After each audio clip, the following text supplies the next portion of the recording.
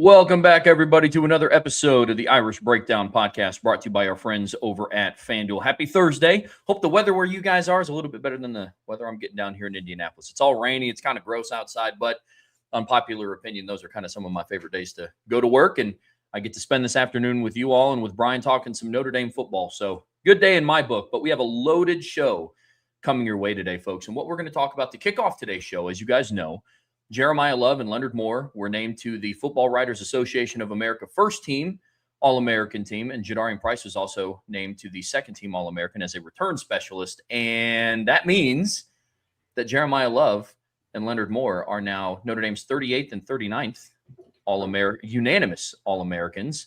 And then after that, we are going to dive into just some of the questions that Notre Dame has, part two of today's show on defense. Going to recap some of those, and then we're also going to talk about questions on special teams. Then we're going to round it all out with the college football playoffs starting tomorrow, giving an overview look at some of the first-round games. So, Brian, loaded show today. A lot of news broke today. It's an exciting day to be covering this team. Mm-hmm. It is, and again, it just reminds you of why you're so disappointed this team didn't get a chance to play more. You know, whether it was a bowl game, whether it was the playoff, should have been the playoff. And as we dive into the matchups later in the show of the first-round playoff games, we'll be like, this is poo, and Notre Dame should be in there, or Texas, you know what I mean? Texas, BYU, somebody other than three of the team. I mean, honestly, it should be Notre Dame should be in, BYU should be in, Texas should be in, Bama should be out, Tulane should be out, JMU should be out. That's a different conversation for a different day. What's awesome, though, Trevor, is these honors for these Notre Dame players. And first, the Football Writers Association of America is the fifth of 5 All-America teams that determines consensus and unanimous All-American honors. Those obviously are Football Writers Association of America, American Football Coaches Association, Sporting News, Associated Press, and Walter Camp are the 5. And you have to be on the first team of at least 3 of them to be a consensus All-American.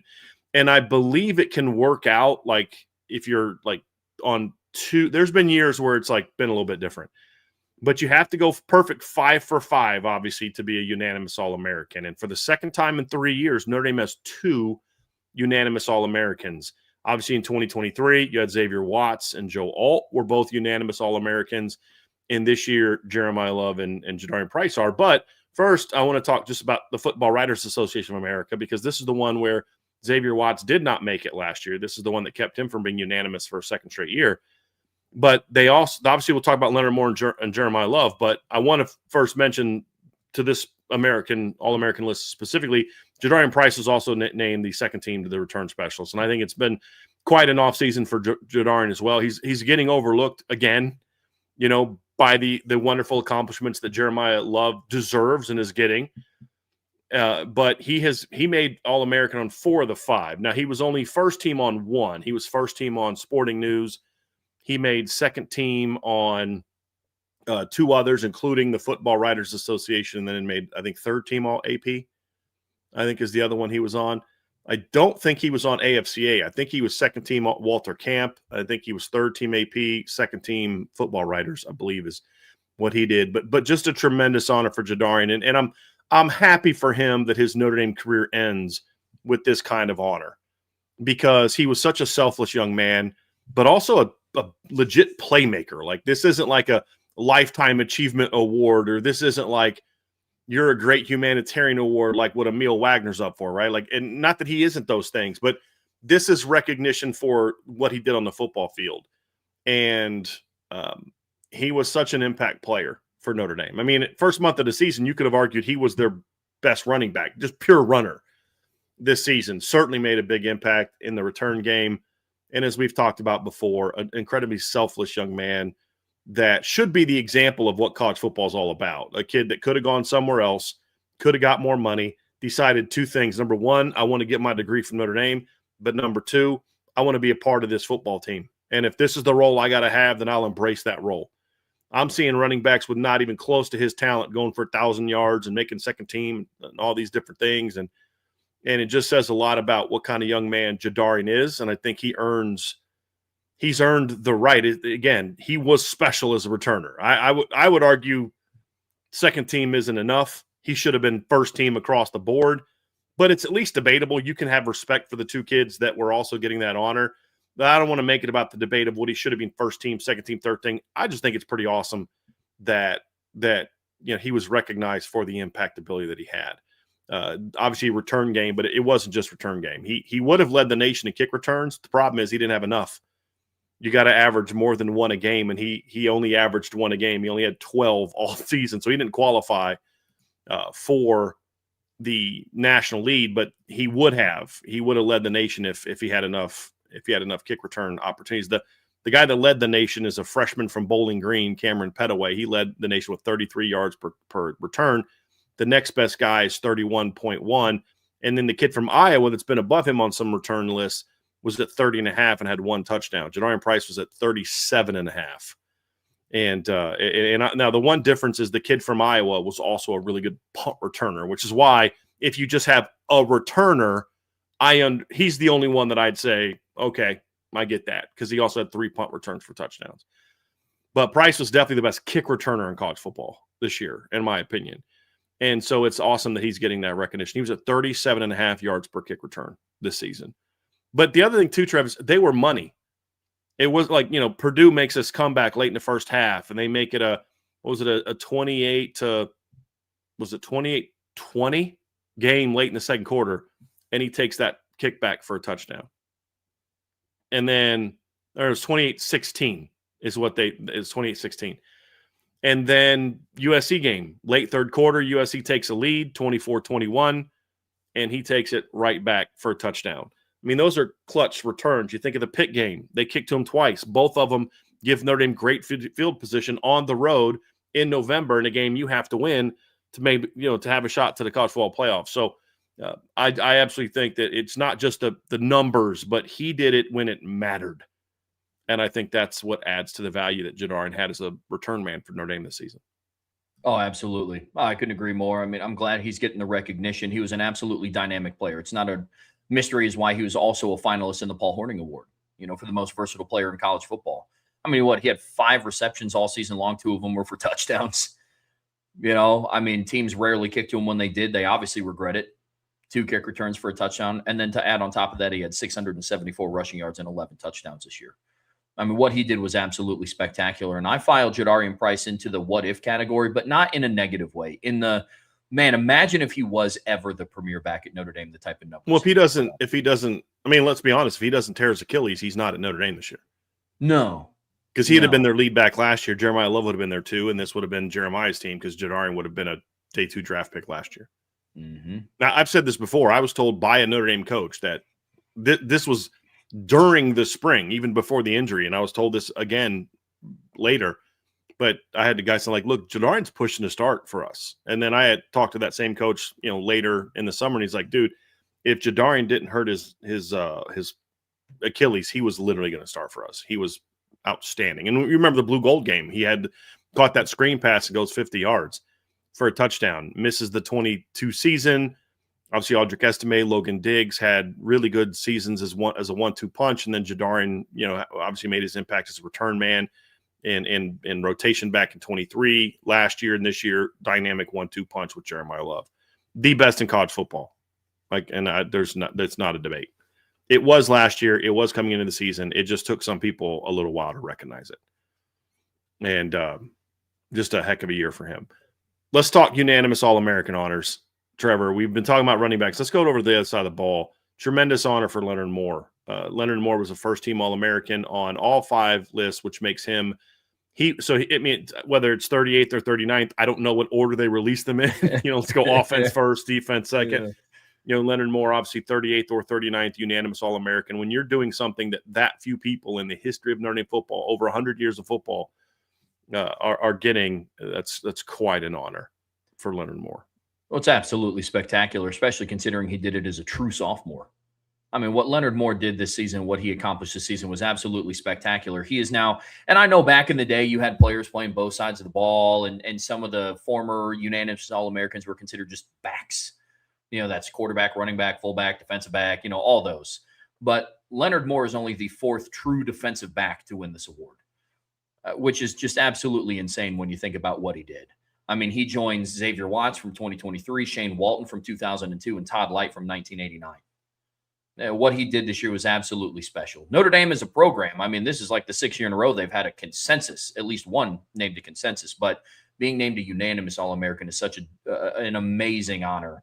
And again, especially for somebody as young as what Leonard Moore is as a true sophomore. And he put together an outstanding campaign this year.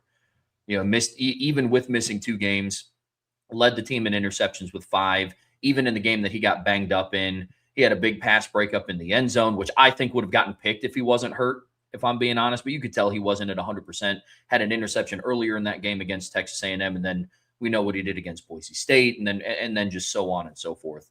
Leonard Moore's been absolutely spectacular. I said it at the start of the season. Brian, you said it at the start of the season. We believe that the best cover corner in the country was number 15 in blue and gold going into this year. Everything he did kind of lived up to that. That's why it was just so shocking, the touchdown that was given up in the Miami game. That was really the only blemish on his season-long resume. And really from that moment on, just went on to live up to being the best cornerback in the country. They lined him up against the Biletnikoff winner and shut him down. Yeah. I mean, that alone, he was absolutely spectacular this season. Yeah. I think he gave up like 1 catch for 27 yards on a slant route. And then other than that, just shut Mekhi Lemon down. He was a fun player to watch all year, and clutch interceptions was another part of it. You think of the interception against A&M that set up a score. You think of the late second quarter interception in Stanford. He improved so much as a run defender this year. Just really was an outstanding player, and did all this despite missing 2 games. I mean, think about that too. And I think the 2 top corners in college football, it was a very clear top 2. Between him and the kid from LSU. I mean, those were, to me, I think Football Writers Association of America also had Delaney as their All-American. Their other corner. Yeah, Mansour Delaney was also. So I mean, as we said, it was 4 of the 5 lists had 3 of the 4. Mansour Delaney, Caleb Downs, Bishop Fitzgerald, and Leonard Moore. There was only one All-American team that had anything other than those 4. This is one of those years where they separated, but to me, Leonard Moore was without a doubt the best cornerback in college football this year. And it's his all-around game that really sets him apart and made him one of those special players. And he didn't get this honor because of preseason recognition. He was getting tons of preseason recognition, but he got this honor because he backed up the preseason hype and just had a spectacular season for Notre Dame. And now it's about hopefully he can have another one. It was a heck of a year. Well, it absolutely was. And then he can join an even more elite list of players that have been a unanimous All-American at Notre Dame twice. So we'll definitely see. Brian, let's jump over. That'd be fun, though, right? I mean, you should have had one. I just got to say this. It speaks volumes to the job that Mike Mickens has done, that we're sitting here talking about how as long as he doesn't get shafted next year, like Xavier Watts got shafted, Leonard Moore should be back-to-back unanimous All-Americans.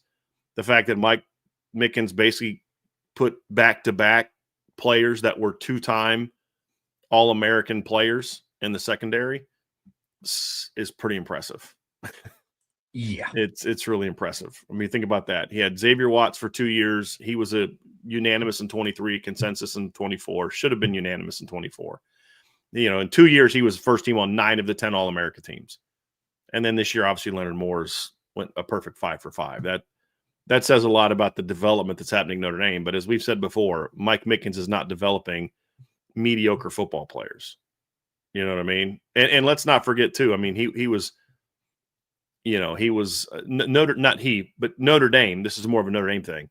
Notre Dame also had a consensus All-American in 2021 in the secondary. So 21, 22, 23, 24, 25, a span of 5 years. Notre Dame has had 3 different DBs earn either consensus or unanimous All-Americans in 4 different seasons. That's an impressive mark too, which shows that Notre Dame is starting to become one of the top secondary producers of big-time secondary players, and then just secondaries overall in college football. That's quite an impressive feat. There's no doubt about that. Oh, it really is. It really is. It's fun to add Notre Dame's name to the DBU discussion here in the coming years. That's going to be really exciting, especially if they continue producing at the next level as well. Speaking of producing at the next level, one person that I'm sure we are very confident in that's going to produce at the next level is Jeremiah Love, who was also named a unanimous All-American after his first team selection today by the FWAA. And Brian, I mean, I don't know what more can be said about Jeremiah Love, but he was special and absolutely deserving of the first team unanimous selection. He was. I mean, Jeremiah Love had a historic season for Notre Dame. I mean, there's no doubt about it. Jeremiah Love had a historic season for Notre Dame. And it wasn't just the production. He didn't set the record in yards per, first season. He didn't set the record of yards per carry. He tied the record for touchdowns. He did set a Notre Dame record for most total touchdowns.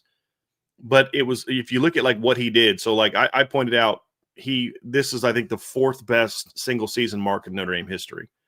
But everybody above him had at least 53 more carries than he did. And he's about 100 yards away from setting the record. You know what I mean? Like this is an impressive stat, and you look at the 1,652 total yards. He was well below the other guys or the other running back in touches. Obviously Golden Tate had fewer touches than he did, but he was well behind Alan Pinkett in touches, in the year that he was ahead of him. But it's not just the stats, right? The stats were amazing. He wins the Doak Walker Award as the nation's best running back, which is just truly special. First Notre Dame running back in history, and since 1990, which means no Reggie Brooks, no Jerome Bettis, no Autry Tenson. There's been some pretty good backs come through Notre Dame during that time. Reggie Brooks is the only guy that was even a finalist for the Doak Walker Award in 1992. The unfortunate thing for him in 1992 is he had to split carries with Jerome Bettis. He also was in a year where they had Garrison Hurst and Marshall Faulk, who were also top backs in college football, So, but Josh Adams, had a great year in 2017. He wasn't a finalist. The job that Jeremiah Love did, and again, it wasn't about reputation. He had the reputation coming in, but it was about what he did.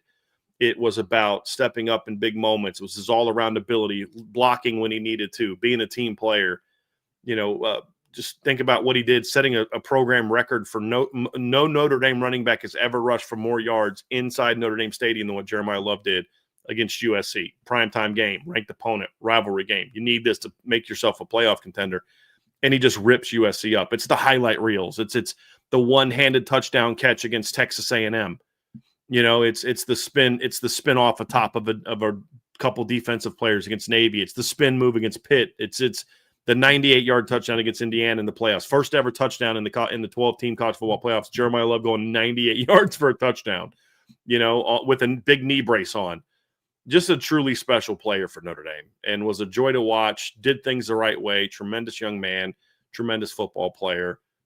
Quite an honor for Jeremiah Love. And he's just the third unanimous running back in program history to win it. So there's a lot of backs that have won it at Notre Dame. And I actually went through every guy that's listed as a back, and all but Marchie Schwartz in 1931, which sounds like a name from like a Christmas story.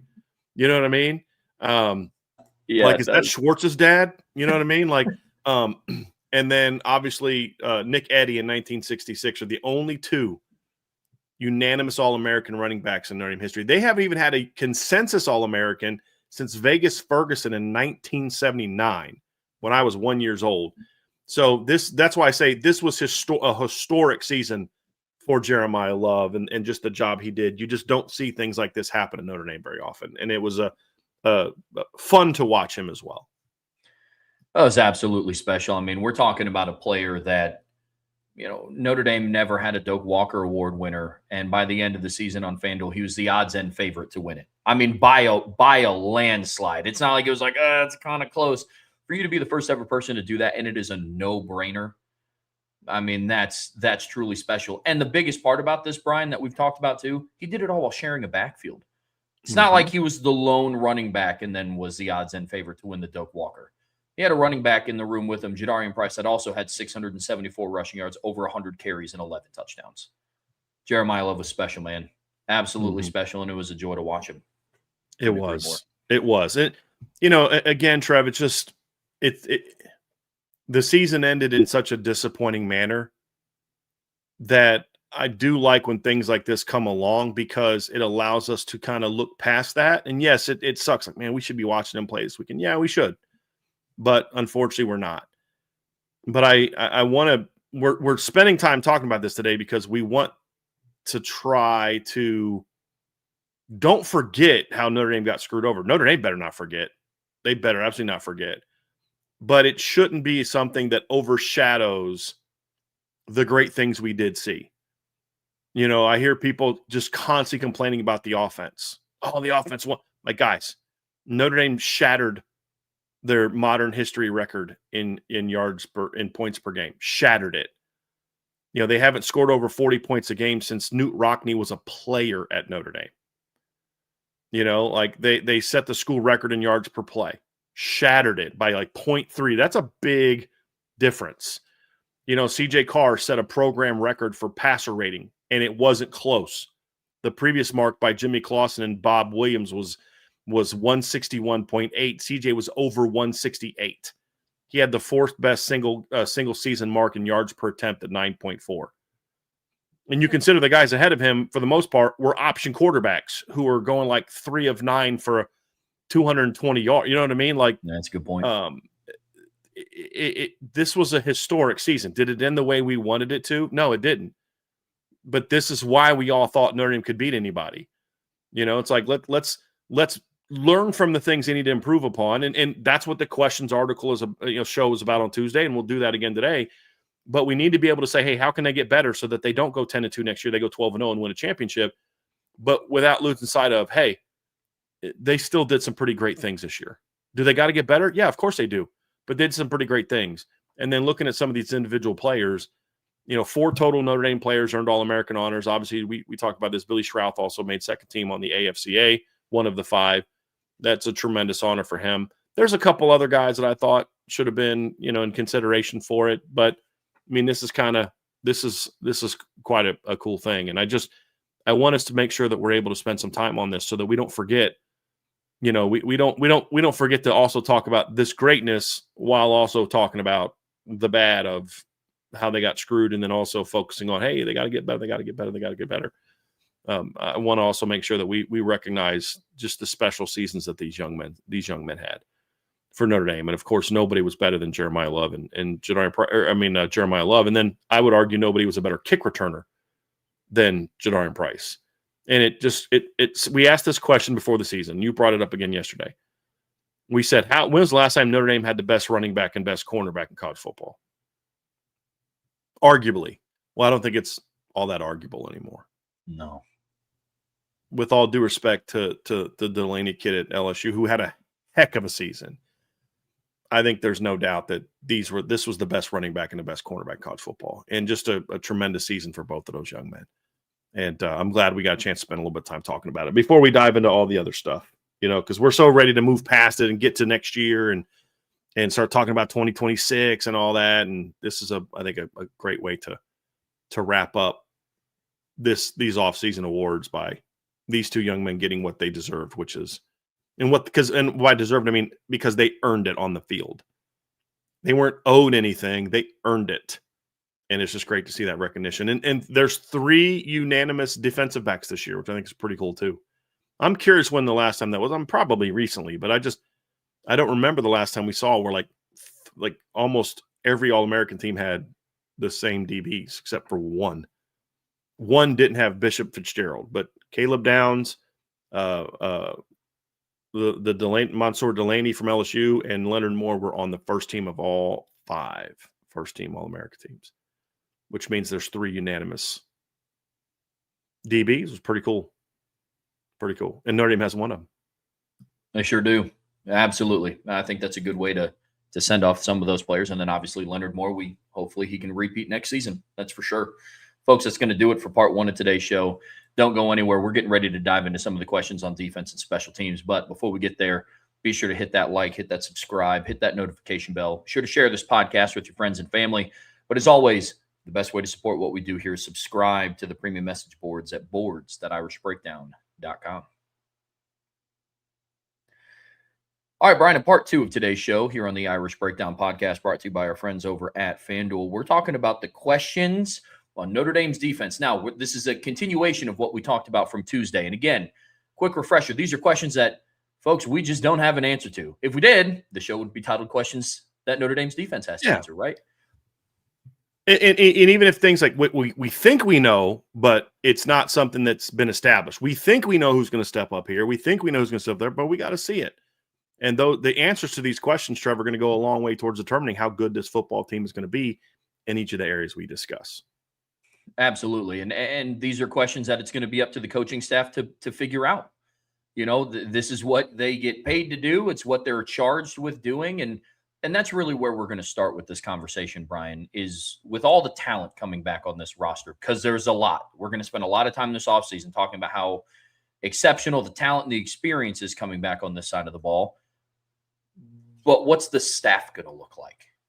And I think that's a good place to start when we start talking about the defense, Brian. Yeah, I mean, right now, the reality is we don't know what the coaching staff is going to look like. Notre Dame's already lost one position coach in Max Bola. They lost one of the analysts and kind of assistant linebacker coaches in Trey Reeder, who's also going to Michigan State. There's other coaches on defense being looked at. I know there's programs looking at Al Washington, programs looking at Mike Mickens. I wish more programs were looking at Chris Ash. Sorry, I couldn't help myself. But will all those guys come back? I don't know. I mean, as of right now, they're going throughout their business like they are coming back, and that's what good coaches do is until I have an offer from somewhere else, I'm conducting my business like I'm got to run this room and handle my business. And I mean, in the last couple of weeks, Mike Mickens has gotten 2 more commitments in the 2027 class. You know what I mean? So he's putting in work. So I think that's the biggest thing, and we don't need to spend a lot of time on it because it is what it is. We won't know, but what's this coaching staff going to look like? Because I think a lot of people are thinking well, we're going to know soon, right? Well, not really, because a lot of this happens in January, February. I mean, remember when John McNulty played a role in convincing Tommy Rees and Marcus Freeman to hire Chancey Stuckey to be the receivers coach. This is in late January. And then in early February, he leaves to become the offensive coordinator at Boston College. I mean, so a lot of these jobs happen later. And so there's still plenty of times for openings to be filled. Some coaches will get fired after the season. Some coaches are going to move on to the NFL. Some coaches are going to, go to other teams that are in the playoffs, different things like that. So there's a lot of there's still movement that can happen. So if we get through, the next couple of weeks and all the coaches are intact, it won't necessarily make me warm and fuzzy inside unless there's some sort of contract extension announced that they're going to come back. So I think that's the biggest thing is, we won't know this answer for a few months, but what's the staff going to look like? What personnel changes happen from an analyst role? That's such an important role now. It's not just the 4 or 5 assistant coaches. It's also who are your analysts? Who are the guys in the back office? Who are the guys that are helping you in other positions? And the role that they play. So I think that's still a question mark. And how that shakes out is going to obviously impact how this team is developed and game plans and play calling and all those other type of things. Agreed. And unfortunately, it's just one of those realities that we're not going to know until we know it. And once that time runs around and January, February comes around, hopefully we'll get a little bit more clarity on that. That's for sure. Brian, let's talk about one of the coaches that you mentioned, defensive coordinator Chris Ash. And I would argue this is probably one of the bigger questions, if not the biggest question for Notre Dame's defense going into 2026 is what will year 2 of the Chris Ash era look like in South Bend? And there's a lot of different ways to look at this, but big picture, it's a huge question mark because simply we don't know, because his first season as defensive coordinator was just so, first 3 games was like, what was that? And then the final 9 games, there it is. Right. Very interesting. And even within those final 9, there were still some moments you're just like, why are you going back to this stuff late in the games? Let those kids, and so basically what this comes down to is it's not us asking are next year they're going to look like they did the first 3 games again this year. They're going to go out there in the first 3 games, or they're going to have a 3-game stretch. They give over 30 points a game. And that's not what we mean. So just so we're clear, what we're referring to here is what's the direction that Chris Ash truly wants to take this defense? And I don't know the answer to that question. Nobody does, except for Chris Ash and hopefully Marcus Freeman. And what I mean by that is this. There was a very clear agenda that Chris Ash had early in the season that was partially given to him by Marcus Freeman, which is an understandable and acceptable agenda, which is we need to have more diversity in how we can defend teams. And what happened in the championship game is that you realize no matter how good we are at corner, there's going to be somebody out there that can make us pay for playing so much man. We have to be able to mix things up more. We have to be able to confuse quarterbacks more. We have to be able to say, hey, look, you made game plan for this, but we can do this. Because when you play so much man, and I'm a big fan of playing man, you are dependent upon the quality of your players. You better have really talented players, or you're going to get burned by good teams. And not a lot of teams could really do that last year, to be honest with you. And I look at it and say, okay, can you mix things up while also maintaining aggressiveness? The problem that Chris Ash had is he wanted it to all be about scheme. And so the way I look at it is, what is your identity going to be? Is this defense going to be an aggressive defense that's built around its defensive line, that's built around its overall speed and talent? Or is it, which is what we saw the last 9 games? Not last night. I say last 8 games for sure. From Boise State on is really when we saw this thing completely change. Is that who this defense is? Or is it a defense that wants to be more about scheme, keeping everything in front of you, don't give up the big play, which is what we saw a lot of from this defense in the first 3 games, which then, in fact, did give up the big play. And so that's what I want to know. Is Chris Ash want to kind of go back to what he did early in the season in that, not that, oh, he's okay giving up 30 points. That's not what we're saying. But more so, we want to be more about, the scheme, the calls, the checks. I want my linebackers to be able to check a million different things, which is what they were doing early in the games. It wasn't like, I think people think that Chris Ash came in the first game was like, all right, we're going to play cover 2 and cover 4 all day, and that's the only change. No, what the issue was, because if they were just playing cover 2 and cover 4 and they were really good at it, but they were still aggressive, we'd have seen a different defense. But it was the really advanced technical things he's asking the linebackers to do in college football, which you just shouldn't be asking college linebackers to do. The read and react things he was asking the linebackers and the safeties to do, the constant checks and audibles, and where just a simple motion could cause like all 11 guys to have to check into something different, and just the complexity of what we saw created a lot of paralysis by analysis. There's a thought that, well, okay, cool. Now that they've got the system under their belt and we have a full second off season, we can put more of that stuff back in. My starting linebackers come back. My starting defensive ends are coming back. My corners are coming back. My safeties are coming back. I got a lot of depth back. So let's go back to that. Or is it going to be Chris Ash saying, you know what? This really worked. Let's lean into this. Because here's the reality. We will have another question about improving certain areas in a second. But if the defense plays all of next year like it did 95% of the last 8 games of the season, this will be an elite defense. Because there's this notion that Notre Dame didn't play good teams, and that's why they dominated. I would argue that part of the reason that the Notre Dame offense was so productive was, A, it was really good and talented, and B, they didn't play a lot of very good defenses. That's a fair criticism to make. But when you look at the stretch that the Notre Dame defense went on, if you look at the Fermo Efficiency Index, they played the number 2 offense in the country in USC. They played the number 15 offense in the country in Arkansas.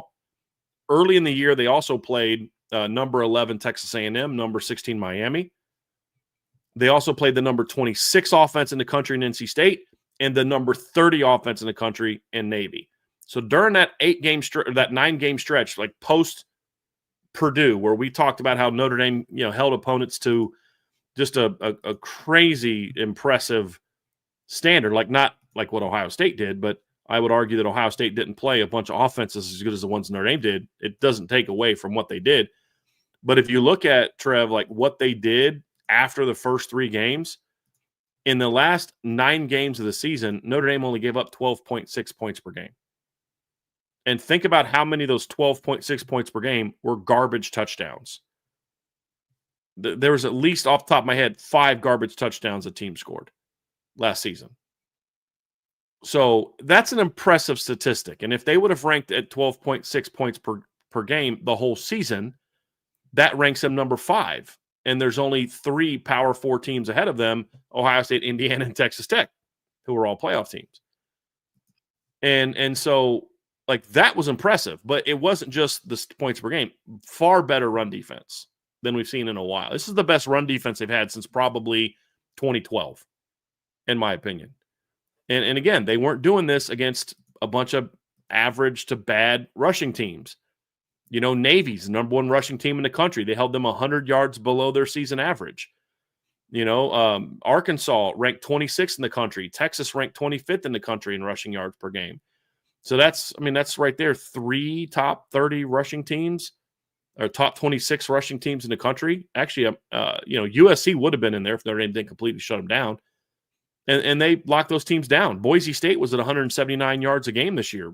Part of the reason that they didn't finish higher is because they only ran for 100 against Notre Dame, 2.9 yards per carry. So, like, they played good rushing teams this year, and for the most part, shut them down, and got better and better and better about that throughout the season. So, like, there were some good things that Chris Ash brought to the table. The adjustments he wanted to bring, some of them were good. Notre Dame does need to be able to play zone at a much higher level than they have in the past. They do need to get better about stopping the run without completely sacrificing your pass defense. That's something we'll talk about.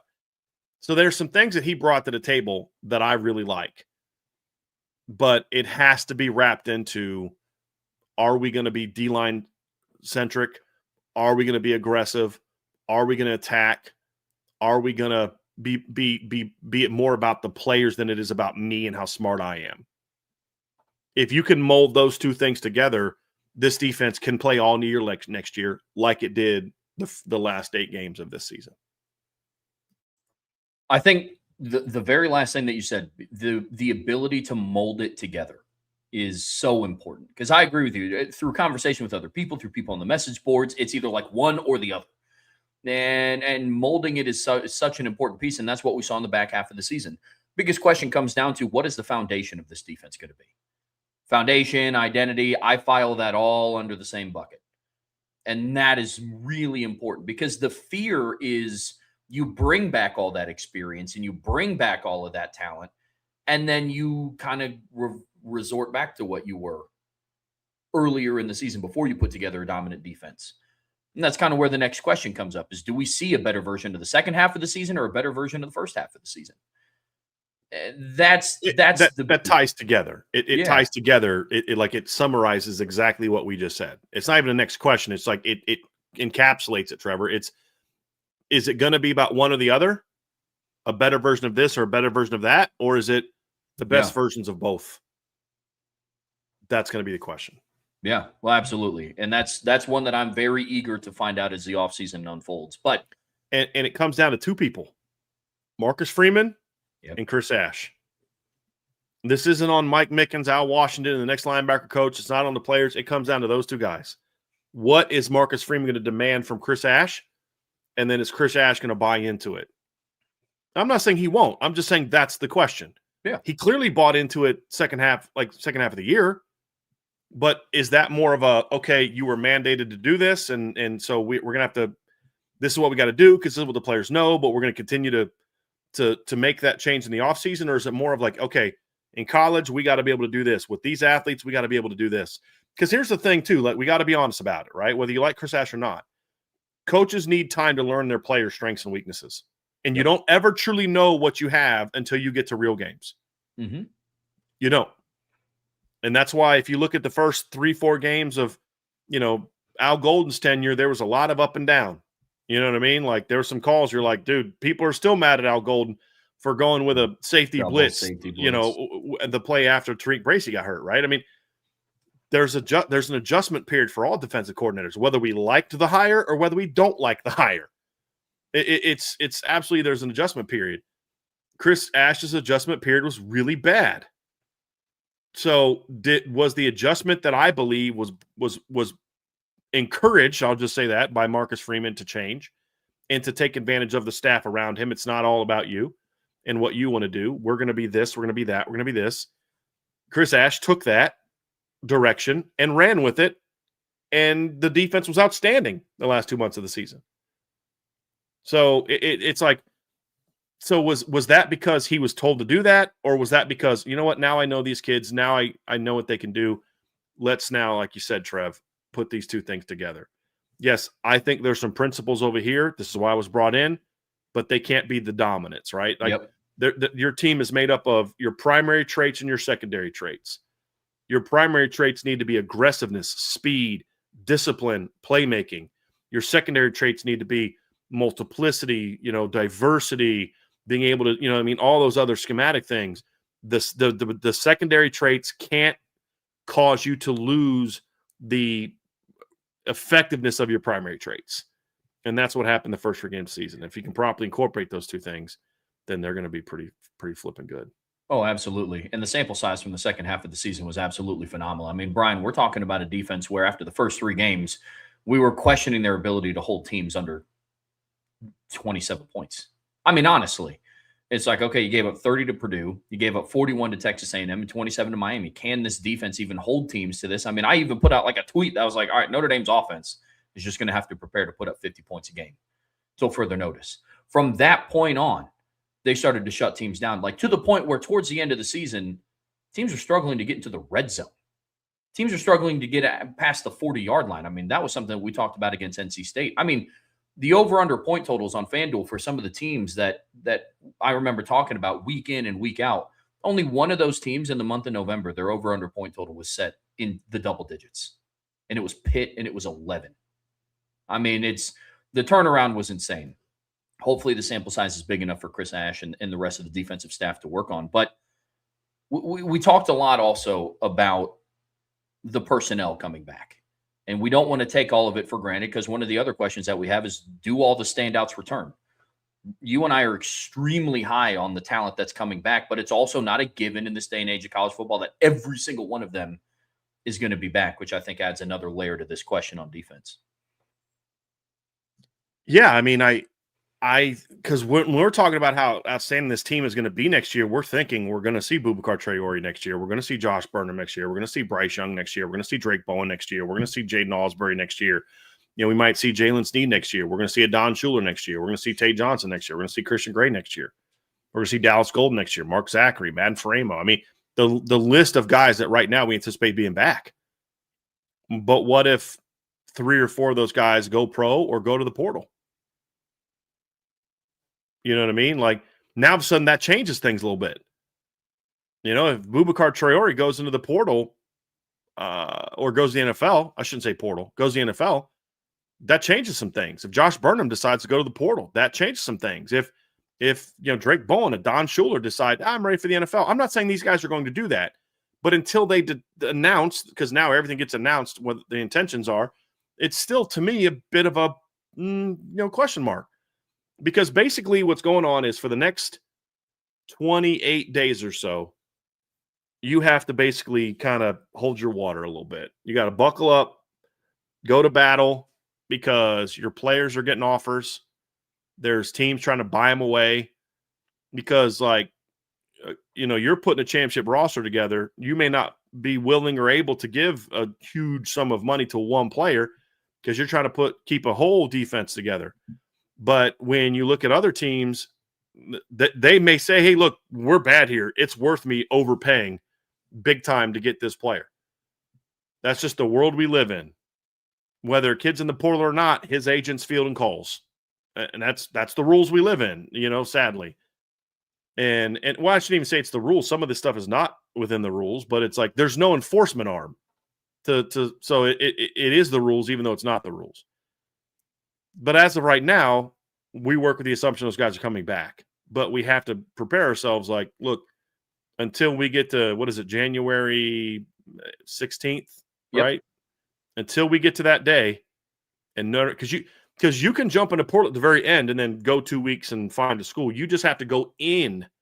I don't believe you have to pick a school by the end of the thing. That's just when you've got to go in. That's correct. So until you get to the 16th, I'm going to be like, okay, what's going to happen today? you know? Yeah. Yeah, it's definitely going to put me on edge a little bit, waking up every day into the unknown, and unfortunately, that's it's going to be until January 17th, which also happens to be my sister's birthday. But very, very interested to see what happens, especially over the next coming weeks. And the unfortunate side of this is I don't think that there's going to be a lot of Notre Dame players, like some of the players that we've discussed, that if they do intend to enter the portal, like there's some names that we expected, like when Kenny Minchie's name got announced, Anthony Rizak's name got announced, but some of those other players, I don't think that it's going to, come out until the week of January 2nd, until after the turn of the year. So all of it's going to be kind of a buckle up and find out. I agree completely. But then also talking about the transfer portal, there's been a trend that Notre Dame has been taking players in the portal. And we had a show about it earlier this week about, hey, what are some of the areas that it would benefit Notre Dame to do this?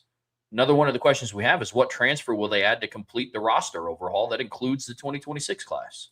That's another thing that we're just not entirely sure of. But one thing we are sure of is depending on who they add or where they add them, that's going to kind of give us a window in of how the staff feels about the state of whatever position group that we're talking about. I think that's interesting as well. Yeah, I mean, because like right now I'm looking at this team and I'm thinking, dude, you got Boubacar coming back and Bryce Young and Josh Burnham and Logan Thomas and go down the list. And Armo Mookum's a riser and Donovan Hinish comes back. Elijah Hughes comes back. Drake Bowen, Jaden Alsbury, Jalen Sneed potentially, Matt Faramo, Kingston's eventually going to be back. You know what I mean? Like Christian Gray, Don Schuler, Leonard Moore, Tay Johnson, Luke Talich. I mean, there's all these talented players. Dallas Gold, Mark Zachary, there's all these talented players. Like, man, if they all come back, they're going to be really good. And then you like, hold on a second. In January, they're also adding Rodney Dunham and Ebenezer Tade and Tiki Ola, Elijah Golden, Joey O'Brien, Kari Adams, Aiden Pouncey. You're like, man, Chad Smith. You're like, dude, this is going to get actually better. Well, then what about the portal? And I'm of the belief that I don't want Notre Dame to go to the portal for many players. If Notre Dame's portal class is one that I could count on one hand, I'll be happy from a size standpoint. Now, you want to make sure that you're getting the right kind of players as well. And to me, like I here, two things are true. One, I think people vastly underrate how good Notre Dame's defensive tackles were last year. Vastly underrate how good they were. But also 3 of those guys are gone. Jared Dawson's gone. He was their best tackle from start to finish. And it's not close. Gabriel Rubio might have made it close, but he got hurt.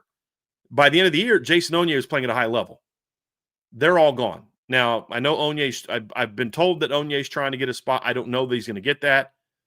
But those are 3 big losses. Now, they've got talent coming back. Donovan Hinish was a really good player for Notre Dame this year. Probably the most underrated player on the Notre Dame football team amongst his own fan base, I would argue, is Donovan Hinish. Elijah Hughes had a really steady year. He's not an impact. He's not like a difference maker, but he is steady. He's a battler. He's a good football player. He's a guy you want as part of your rotation. I don't know that you want to go into the national championship game with those 2 guys as your top, definitely number 1 and 2 starters. Now, maybe that means Armo Mookum has a breakout year. Great. But even if that is true, I still think there's room to go get another potential impact player.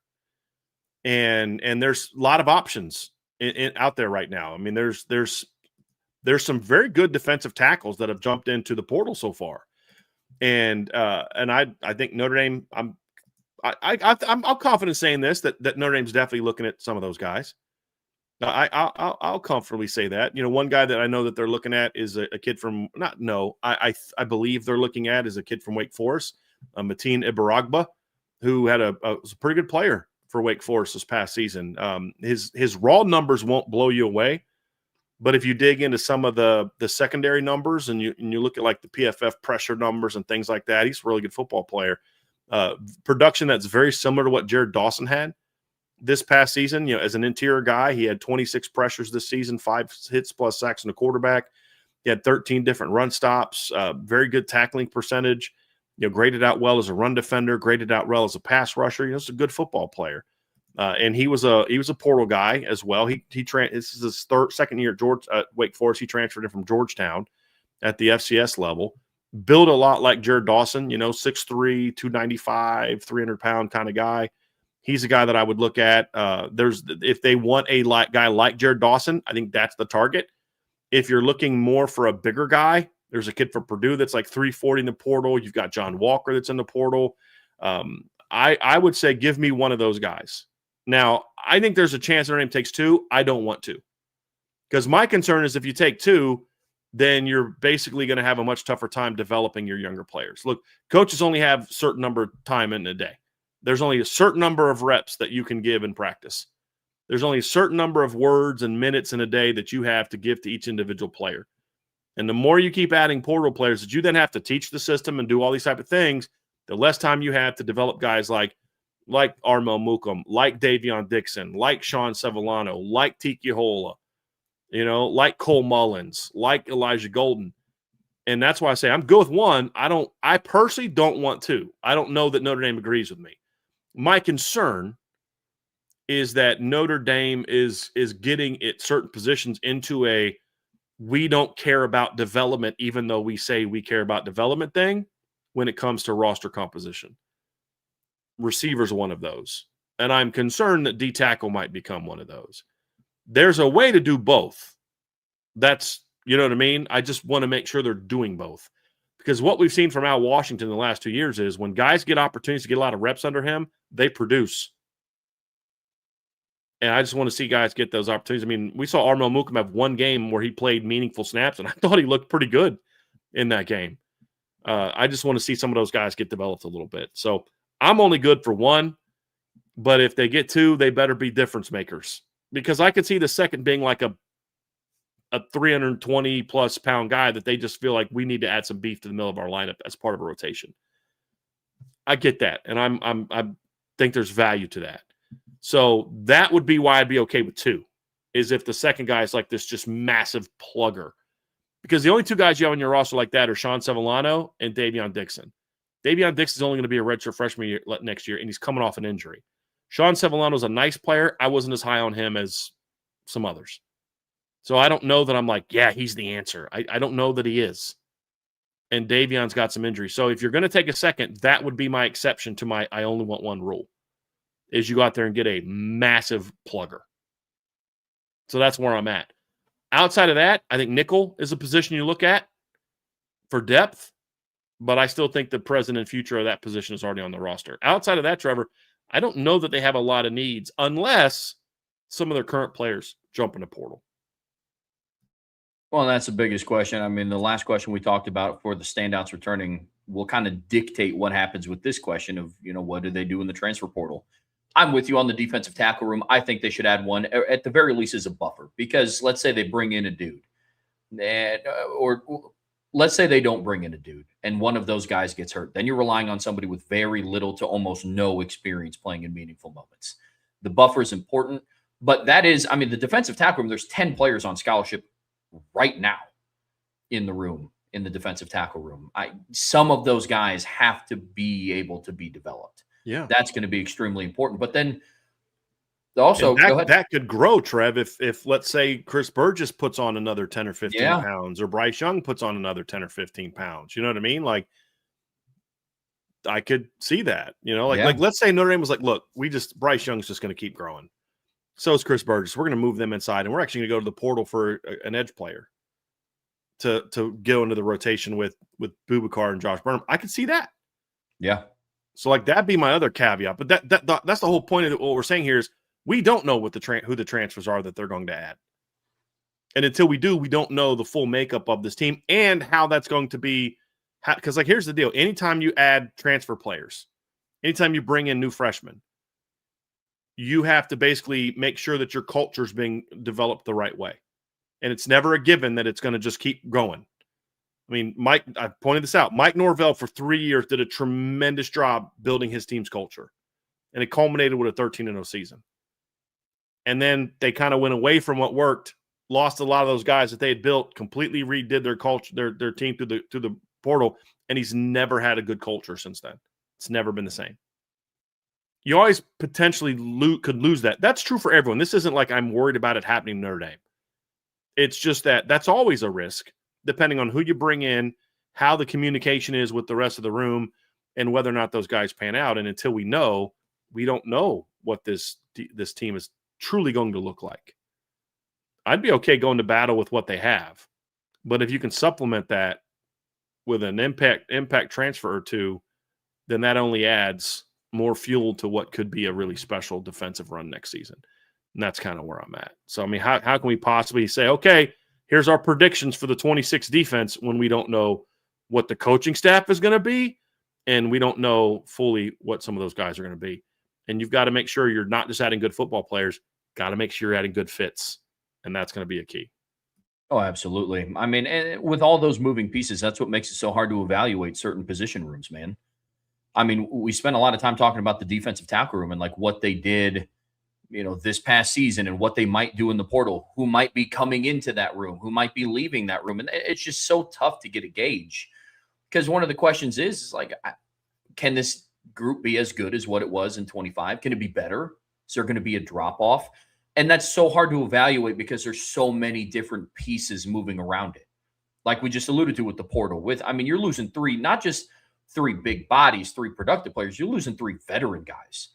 I mean, Gabe Rubio was around the program for quite some time. Jason Onye was around the program for quite some time. And then Jared Dawson, he was a fifth-year senior. So his veteran leadership was more like his veteran presence was more so felt on the field.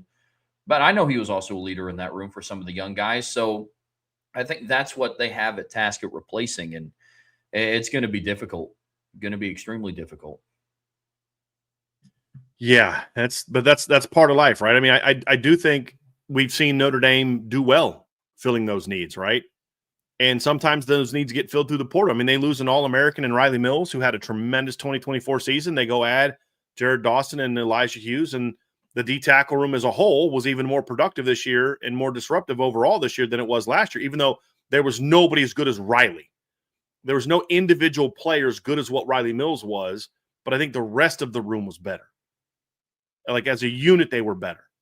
And we've seen how Washington do that. We've seen how Washington in the last couple of years lose really good players. They lose Isaiah Foskey, and then they bring in, some good football players to help replace them. You know what I mean? Like you go into 2023 and, your football team has because 2022 was Foskey's last year, correct? I always get that correct. Yep, correct. So he leaves. He's a second-round draft pick. And what do? You got there and get this sixth-year senior from Ohio State that hadn't done a whole lot. He was just a rotation guy, and Javonte Jean-Baptiste, he comes in, and he's a pretty darn good football player. He's Notre Dame's best defensive end. You go out in 2024, and you get RJ open, and you think he's going to be the answer, and he's not the answer, right? I mean, but then other guys step up. And then this year, obviously, we lose Riley Mills. They go to the portal. They get Jared Dawson. They go out and get Elijah Hughes. They're important, but Donovan Hinish plays better. Gabriel Rubio's playing better. Jason Onye's playing better. So, I mean, that's what football is. You're going to lose guys every year. Ohio State's going to lose a lot more from their defense next year than what Notre Dame is going to lose. Do you think Ryan Day's going to be like, it's okay, we're just going to suck next year? No. Young guys step up, new guys step in. We're going to go to the portal and get needs. And that's what I say is like some of these teams are, they're working on getting guys into the portal, but they want them to wait, and that's why I say there's a lot more going on behind the scenes in college football than fans even realize. That's just facts, unfortunately, in this day and age, Brian, unfortunately. Yep. Let's take a step back and talk more, pass versus run scheme here. And another question that we have is, can the staff improve the pass defense? You brought this up earlier. Can the pass defense improve without losing a step in the run game? That's very important for next season. I felt it was important to put these two things together because when I look at the defense next year, the pass defense has to get better. It's a no-brainer. I think some of the changes that Chris Ash made to make the run defense better were not complemented appropriately with the coverage structure and the pressure packages early in the season. Run defense was actually pretty solid right away. I think the first half against Miami, they weren't good.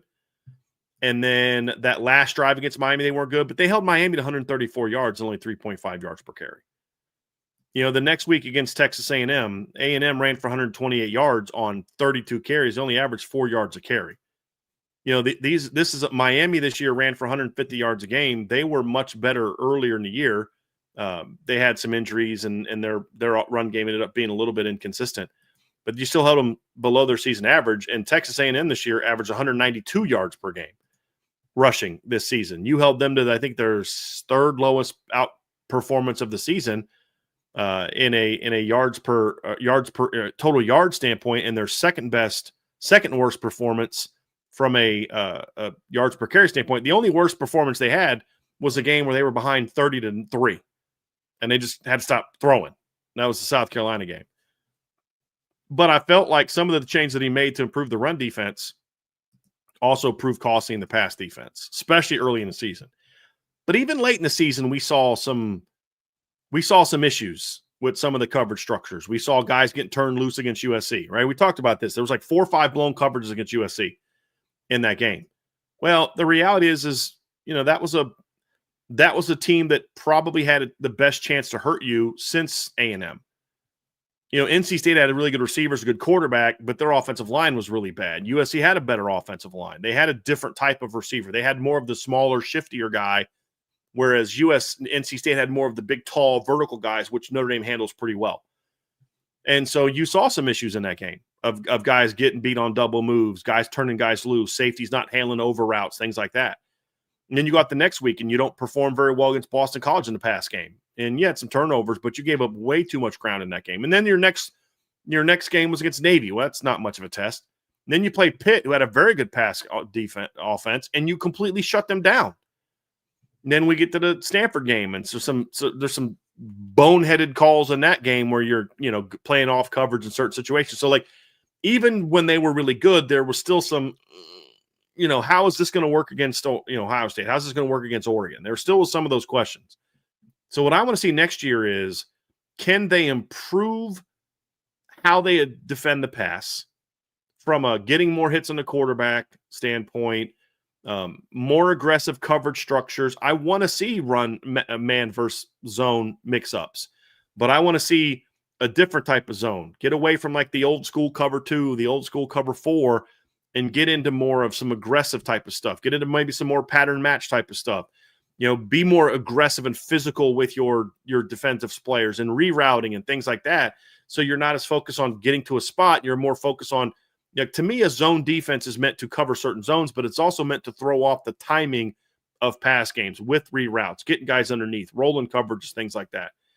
And so being more effective with those things without losing sight of or losing the improvements you made on the run game.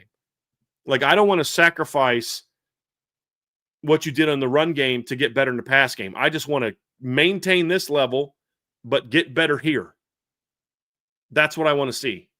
And can they do that in 2026? I'm optimistic because, again, this is going to be year 2 of this defensive system. Players are going to know more, but sometimes when players know more, coaches are like, hey, let's do a lot more, and that ends up being counterproductive. Can Chris Ash say, okay, let's keep building, let's keep being great here, but knowing we've got to get better here, and we've got to get better without sacrificing what we're great at over here. Because if you give up 10 more yards in the run game to get 10 more yards off of the pass game, you're still right where you were. I want to get more disruptive in the pass game, lower yards per attempt, lower rating, lower completion percentage without having to give up more in the run game. Can they do that? Personnel-wise, can they do that? Schematically, can they do that? I think those are a couple of the questions that I want to see answered for this defense as well.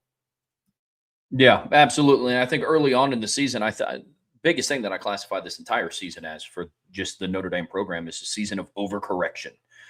And I think the defense kind of embodies a lot of that. You pointed out what happened against Ohio State in the national championship game, not just from the man coverage standpoint, but Notre Dame gave up over 200 rushing yards as a team against both Penn State and Ohio State. I don't think that's a coincidence. Those were also the closest postseason games that they played. And so the overcorrection was like, okay, now we're just going to absolutely sell out to stop the run, and we're just going to trust the talent that we have on the back end, leaving room for all the holes on the back end of the defense. It's very high level. But to your point, can you find a way to maintain the foundation of having a strong run defense and always have that to lean back on to continue to develop the pass defense? We'll see if he's able to do that. Mm-hmm. We'll see if the entire defense is able to do that.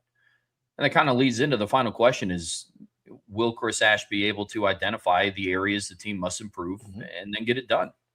Yeah. And honestly, another piece of that is, will he be willing to do that? Or is it going to be into the nope, like this is just what we're going to do because this is my defense? All those questions are on the table.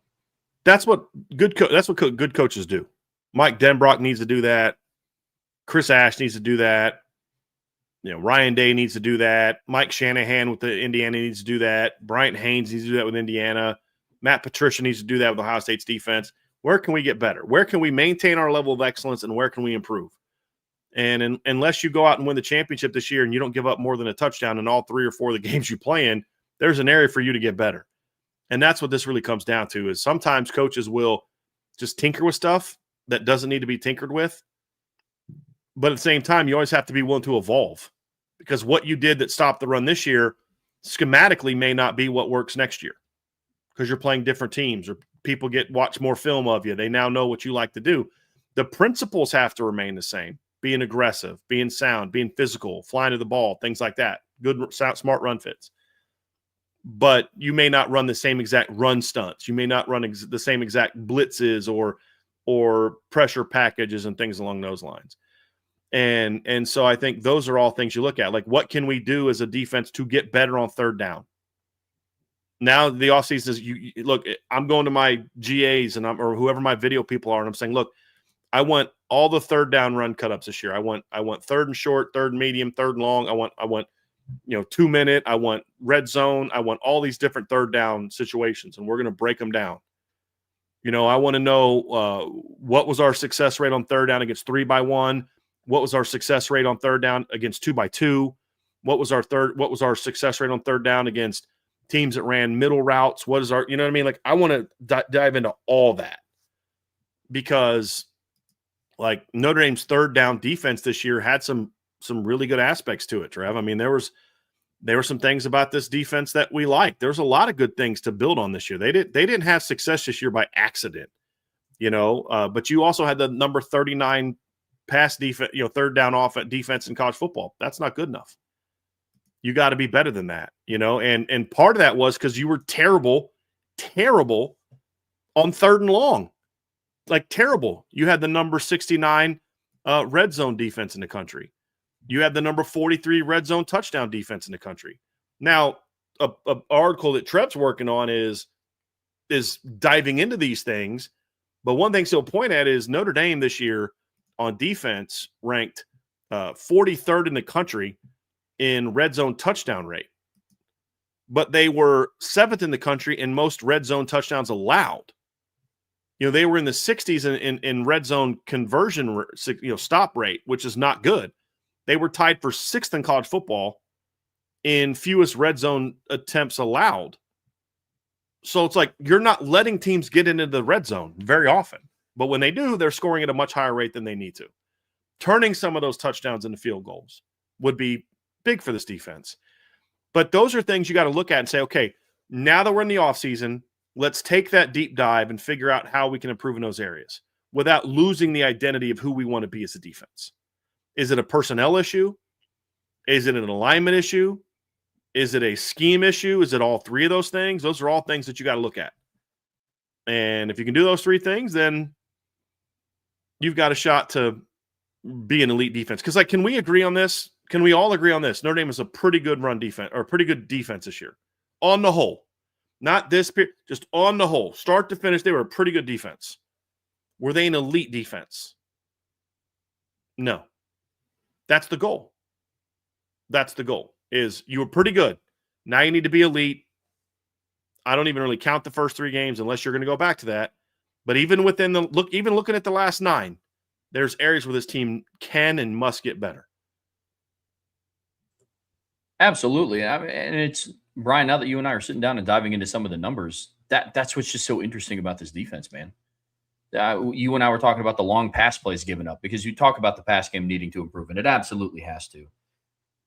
They did a really good job of not allowing the super long pass plays. They ranked 8th in the country in passes of 30 yards or longer allowed. It's great. They ranked 85th in the country in pass plays of 20 yards or longer allowed. Allowed 39 39 pass plays of 20 yards or longer. So that means they were money. The second that you got past 30 yards, they're not letting anything over the top. But in that 20 to 29 range, it's all stuff that has to be on the table, to your point. All things that have to go back and be evaluated. So it's going to be very interesting to see if Chris Ash takes the necessary steps and gets all the pieces, coaching staff included, pointed in the right direction to get that fixed. Very interesting to see. But folks, that is going to do it for part 3 of today's show. Don't go anywhere. Part 2 of today's show. Don't go anywhere. We're getting ready to talk questions on special teams. And unfortunately, Vince is not here. I know he's resting and recovering, but we have a whole segment on special teams today. So, Vince, sit back, relax, and enjoy. But before we get there, hit that like, hit that to subscribe, hit that notification bell, share this podcast with your friends and family. But as always, now that it's the offseason, the best way to stay in the now and stay up to date with everything going on Notre Dame football, be sure you're a premium message board subscriber at boards.irishbreakdown.com. All right, Brian, in part 3 of today's show here on the Irish Breakdown podcast, brought to you by FanDuel, we're talking about Notre Dame special teams, and this is the last kind of major unit on the team that we're going to break down the major questions for. We've done offense, we've done defense, and now it's time to address special teams, which this is a very interesting year for this special teams unit. And it's one that has a lot of questions moving forward. Some a little bit more obvious than others. But, I mean, the obvious place to start here, Brian, is the kicking game, specifically the place kicking game. Yeah. It's kind of pathetic that this was our first comment, but literally this is what I wrote down. Will Notre Dame be able to make field goals and extra points? That's literally my first question on – and that's not hyperbolic. That's not, dude, you're being a pessimist. Dude, why are you so negative about stuff? That's facts. I mean, that is absolute facts. Notre Dame this year ranked 128th in the country in field goal percentage made, and that was an improvement. Think about that. The ranking was the same. Actually, you know what? I was wrong. They had the same exact percentage this year that they had last year, 55.6. They finished 128th in each of the last 2 years. Notre Dame in the last 2 years has missed 16 field goal attempts, and they've only attempted 36. Notre Dame in the last 2 years has missed 5 extra points. They've missed 21 total kicks in the last 2 years. And I think, 1 or 2 have been blocked? That's it? Yeah. Yeah, I think so. That's pretty bad. So, yeah, that's where we are, Trev. The biggest thing right now is you ranked 128th in the country in field goal percentage made, and you ranked 130th in the country in extra point percentage. Yeah, that's rough. I used when we were talking about Notre Dame special teams earlier in the offseason, I used the analogy of a steakhouse. It's kind of like, hey, I want to take you to the steakhouse. Cool. How's their mac and cheese? Oh, fire. Mac and cheese is great. You got to try their Caesar salad. You got to try their bread. It's like, cool. How's the steak? No, it's not good. But everything else around it's really good. You got to try it. You know, that's how I feel about this special teams unit. But plain and simple, man, Marty Biaggi, all hands on deck, everybody involved with it. And we said this after their last missed field goal in one of the games. Everything has to be under evaluation. Every single thing. How the long snapper's getting the holder of the ball, how the holder's holding the ball. And at this point, all questions are up for debate of who the place kicker is going to be. Ideally, it's Eric Schmidt. You recruited him. You brought him in. He was kind of thrust into the limelight a little bit sooner. Me personally, I hope they're kind of done with this trial and error transfer portal kicker stuff. Let's bring him in and see how he does. Maybe. I mean, the one that worked out was Mitch Jeter, and he wasn't able to stay healthy. That's another thing. Lauren Landau and his staff are going to have to evaluate how they keep kickers healthy. Maybe it's just a string of bad luck. You know, but they have to reevaluate how they do things in practice. I am very, very interested to see what they do with this because it's, again. I'm not opposed to going out to the portal and getting a kicker. I just think you have to help protect yourself from a depth standpoint. With the injuries you've had, you'd be a fool, in my opinion, not to go there. Does that mean you go to the portal, get a guy? Does that mean you go get another high school kicker? I don't know the answer to that. But it's like, dude, It's like you've got Archer in the chat, my guy Archer, and he's like, why did the two best teams in the Midwest, why did their field goal operations suck? I'm like, brother, I don't want to hear it. Ohio State ranks 32nd in the country in field goal percentage. Notre Dame is 128th. Notre Dame would die to have Ohio State's percentage. They would kill, I should say, to have Ohio State's field goal success percentage right now. They would kill for that. You know what I mean? Like, so, you know, your poor is different than our poor. You know what I'm saying? Like, there's just your poor is we're in the rich neighborhood, but we have the smallest TV. You know what I mean? Yeah. Or we have the smallest square inches in this gated community. You know, where we're out there hanging out with, like, you know, Tiny Tim and the Cratchits. You know what I'm saying? Like, that's where we are. So we're hoping to have heat this winter. You know what I mean? Yeah. Like, it's like hear Ohio State fans talking about, you know, about how rough it is their field goal kicking that ranks 32nd in the country. You know what I mean? Like, but the point is, in all seriousness, is like the fact that it's so obvious Marcus Freeman has no faith whatsoever in his kicking operation, nor should he. And it's, I mean, some of this is bad luck. Mitch Jeter was a great evaluation and a great pickup. He got hurt. It sucks. You know what I mean? Like, he was pretty money in the playoffs. He was money against Texas A&M. This year, I think they had a bad evaluation as well. And I didn't love that pickup to begin with. You've got to have depth, though. You've got to have some guys who can come in and handle the job. I don't know who those guys are. I don't, you know, all those different things. But hopefully Eric Schmidt can be the guy. But you've got to have more than just Eric Schmidt, because what if he gets hurt again, which has been a huge problem for your football team. You got, like, Trev, to your point, you got to evaluate your stretching routine. You got to ask yourself, are we overworking these kids? Are we underworking these kids? Are we getting them loose properly?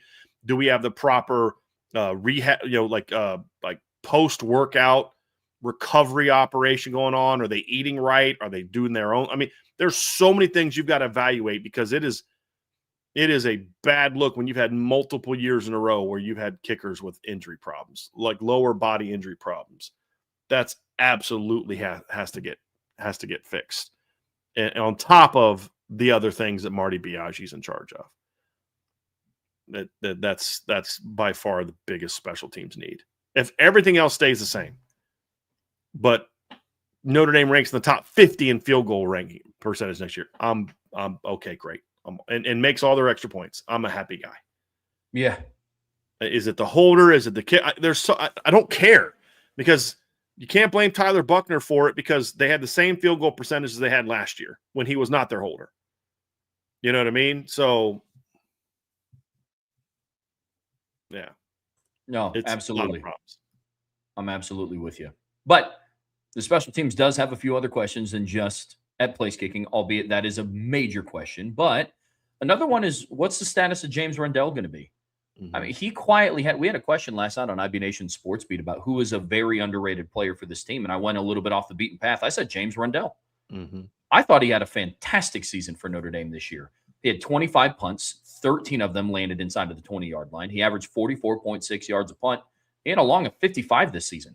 James Rendell was fantastic and played a huge part in helping flip the field and setting Notre Dame's defense up in a more favorable position. What's the status of him? It's going to be very interesting to see where that goes.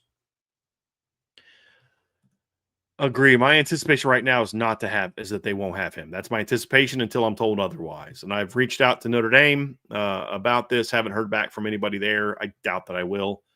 But, you know, we'll find out probably at some point in time over the next month or so, just because we'll find out, is he at the Senior Bowl? Is he at the Shrine Bowl? Is to see if they announce his return. Is he going to be on the winter roster? I mean, we'll eventually just find out through the grapevine or through things like that. They won't tell us, but that's a question mark as well. And if he's not coming back, then what do you do? Are you going to have Eric Schmidt handle all your kicking duties? So you're going to need some punter. You're going to need a punter this offseason, whether that's in the portal, whether that's through high school, whatever the case may be. You're going to need to establish depth. And I would like for them to maybe I would have looked around college football or high school football to find a good punter or a good kicker, because Eric Schmidt can be your future punter. He's got a great leg. That's what he was best at for a while. But you've got to find out, like, even if James Rendell is back, I want to find out who your future punter is going to be. You can't keep telling us your developmental program without giving us the exceptions. Well, except for kicker, except for punter, except for wide receiver, except for D tackle. But other than that, we're a developmental program. You know what I mean? You do that there too. And then that way you have, you're not crossing your fingers and hoping that the portal options are really good this year. You get to develop those guys. That's where I'm at on that. But you're going to need to add a couple guys. You're going to need to add a couple guys for special teams. You're going to, whether it's portal, high school, whatever the case may be. I just got a text from somebody that leads me to believe that James Rondell won't be back, which is kind of, Trev, what you and I have been leaning to. So I appreciate that, that text message. But that's kind of where I'm at, Trev. I don't know. I don't know. We'll find out. So but even if he's back, you've got to go get another punter, whether it's depth for the future or whatever. You're going to have to go do that. Yeah, absolutely. We'll absolutely. See. Another area that they're going to have to find a replacement for, especially after Jadarian Price said that he was headed off to the NFL, is what are they going to be able to do at like kick returner? Who emerges as a top kick returner at Notre Dame? I think that's a very valid question. And they have options. This is one of those questions that it's like we have an idea, but we don't know for sure until we see it. Definitely some options, but, filling the shoes of Jadarian Price is going to be interesting. Now, I don't think the expectation is going to be go be Jadarian Price, but it's a question nonetheless. Yeah. It's a question I'm not as concerned about, just because of the type of athletes Notre Dame has on their roster. Whether that's just looking at running back, you've got Aeneas Williams, you've got the two incoming freshmen. I think Jonas Walton has like 3 or 4 kick returns for touchdowns in his career. Javion Osborne could be a dynamic punt returner. Braden Robinson, Bubba Frazier are guys that could do that job, in my opinion.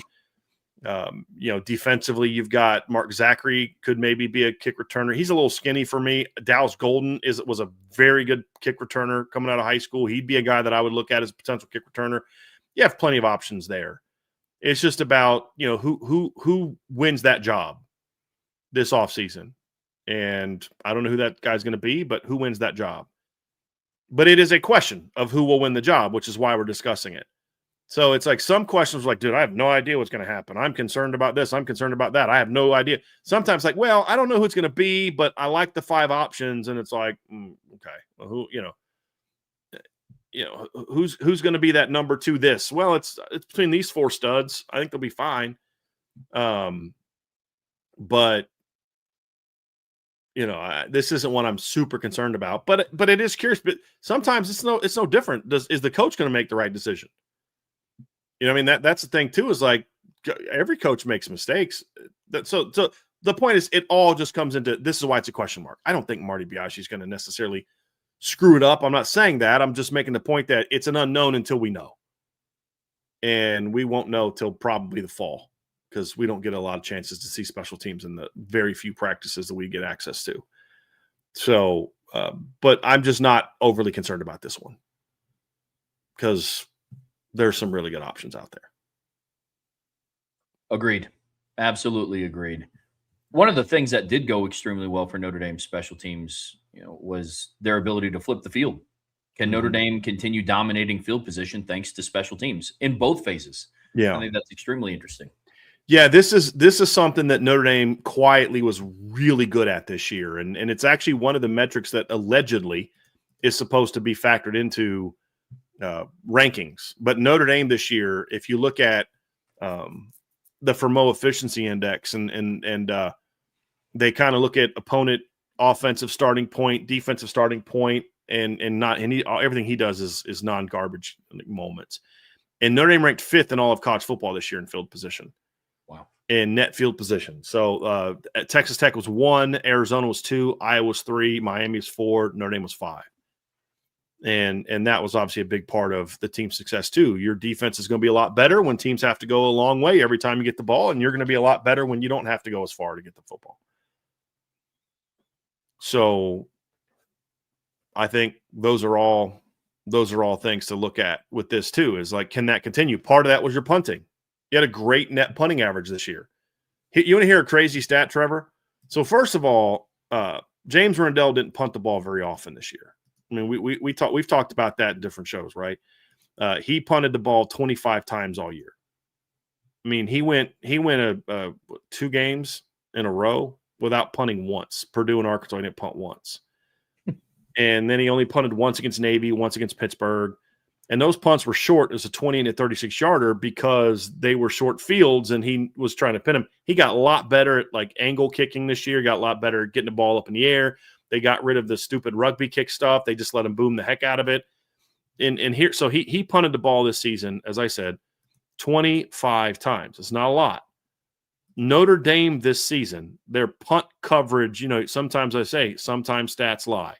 Notre Dame this year ranked 33rd in college football in yards allowed per punt return. It's not great, right? It's what you think is not great.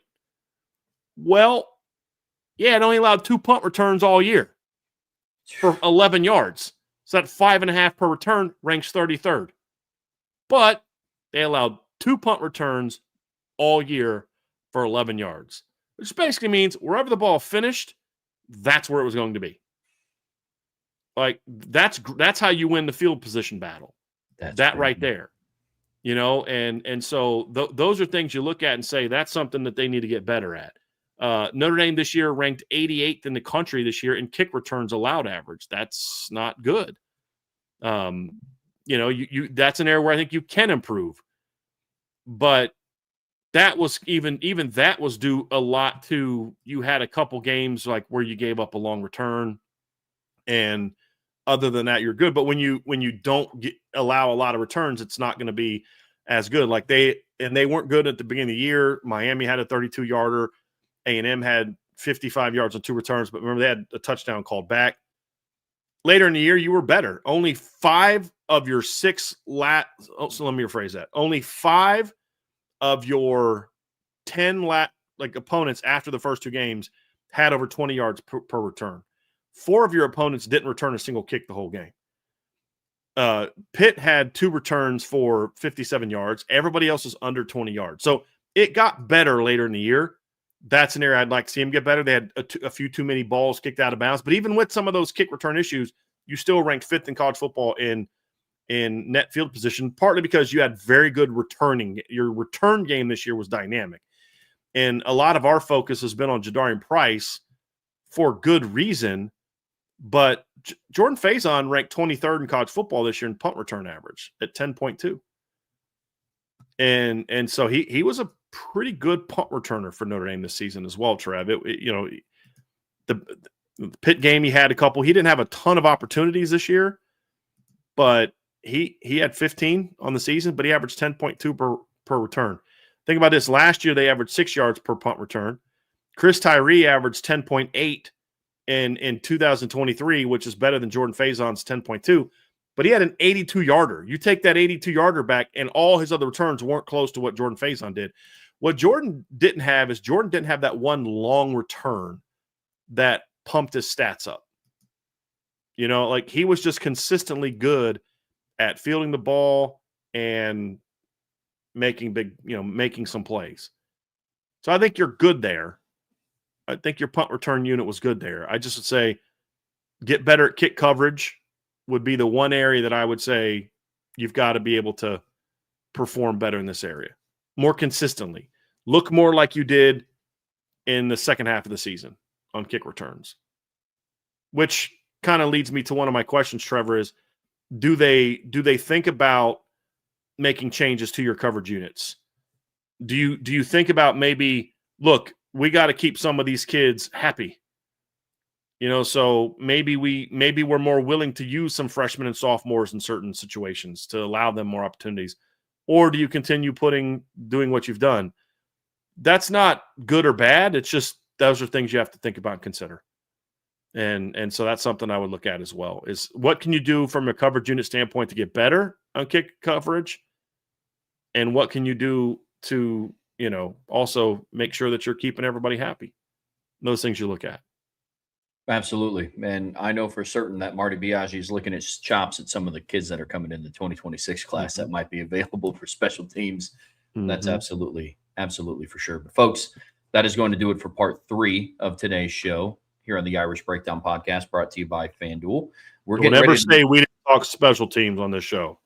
Exactly. Don't ever say Exactly. We did it. We did it, baby. But before we hop into the final part, be sure to hit that like button, hit that subscribe, hit that notification bell. Whatever streaming platform you listen to us on, we greatly appreciate a 5-star review.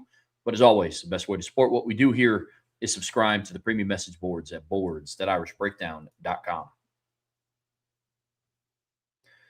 All right, Brian, in the final part of today's show here on the Irish Breakdown Podcast, brought to you by our friends over at FanDuel, we are previewing the first round of the college football playoffs. The first game is tomorrow night, and then there's obviously 3 on Saturday. Now, typically, we'd be a lot more fired up about the college football playoffs kind of coming right around the corner, but because of all the things that have happened in the last couple of weeks, not as much of as an excitement heading into this weekend, but we know that a lot of people are still going to be watching these games. And we are still a football podcast where, yes, we love talking Notre Dame, but we also love talking about big picture college football as well. So, Brian, college football playoffs start this weekend. Has a little bit of just a sour taste in my mouth just saying it, but nonetheless, it does start this weekend. It does. And you've got obviously one game Friday night, and that's going to be Alabama. Oklahoma is going to be Friday night. And then Saturday at noon. It's again why the playoff committee is just stupid. Why is Miami and Texas A&M kicking off at noon at 11 o'clock at Texas time? Why? The same reason they did it last year. I think wasn't Texas Clemson at noon last year? Or no. Yeah. Was it? I couldn't remember. I think so. I think it was the early game, and then because I think SMU Penn State came later. And then you've got Tulane at Ole Miss. At 3:30 on Saturday, and then James Madison and Oregon at 7:30. It's not a great slate of games. It isn't.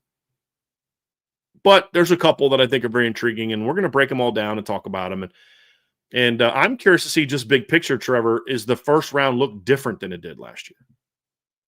I mean, last year's first round games weren't the greatest either. I mean, the most competitive game was the Clemson-Texas game, where Texas at one point in time had a 3-touchdown lead. And then the other only quote-unquote competitive game was a 10-point Notre Dame win over Indiana, where Notre Dame was up 27-3.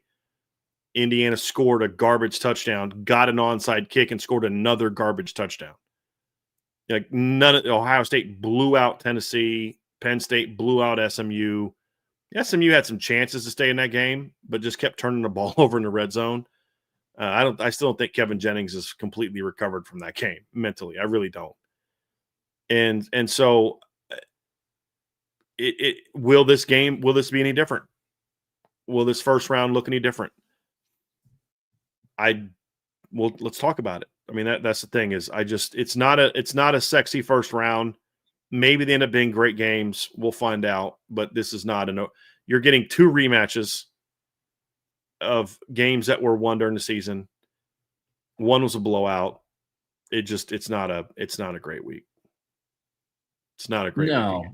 No, it's not. And look, you bring up a good point about last year's first round just not being ultra competitive from a final score standpoint. But look, what is some of this? It's viewership, it's ratings, it's money. Mm-hmm.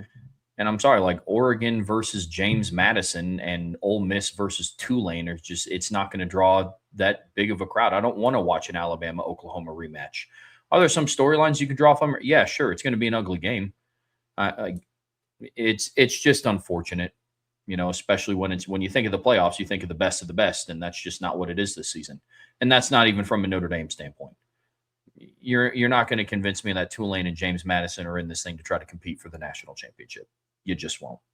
And honestly, you can't convince me that Alabama isn't in it to compete for the national championship either, because how they played on the field, they didn't even want to win the SEC championship. Right. So, but that being said, we do have the 4 games to preview, Brian. And the first one is Alabama on the road in Norman, Oklahoma, Friday night, December 19th. Kickoff is going to be at 8 p.m. You can watch it on ESPN or ABC. Right now, Oklahoma is favored by 1.5. And Brian, I'm sure you're going to be absolutely shocked to hear this, but the over-under actually went down.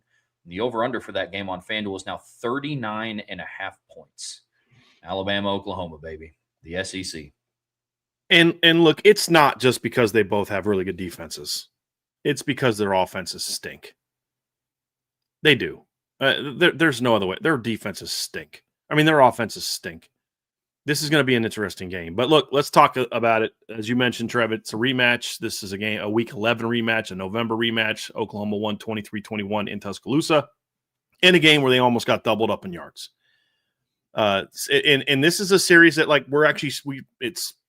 we've seen it now back-to-back years. Oklahoma's had to play Alabama in both years in the SEC, and Oklahoma's beat Alabama both years in the SEC. They knocked Alabama out of the playoffs last year with I think it was 21-6 win. Wasn't it? It was 21-3, 21-6 or 21-3. Might have been 21-3. Beat Alabama down last year. Yeah. And something that, Alabama couldn't do something that Navy did, which was beat Oklahoma. But I know it doesn't count because it's a bowl game. This is what I got. I'm sorry, I got a tangent here real quick. You ever notice that that ESPN and SEC people will be the first ones to hammer Notre Dame for not playing in a bowl game, but they're always the ones that keep telling us that bowl games don't matter because they keep losing them. But so Notre Dame's supposed to play in a bowl game that doesn't matter because you guys keep telling us bowl games don't matter every time you lose one. So whatever. Anyway, I'll get back on track here real quick. But this is also the second playoff matchup between these two teams. Bama won that one.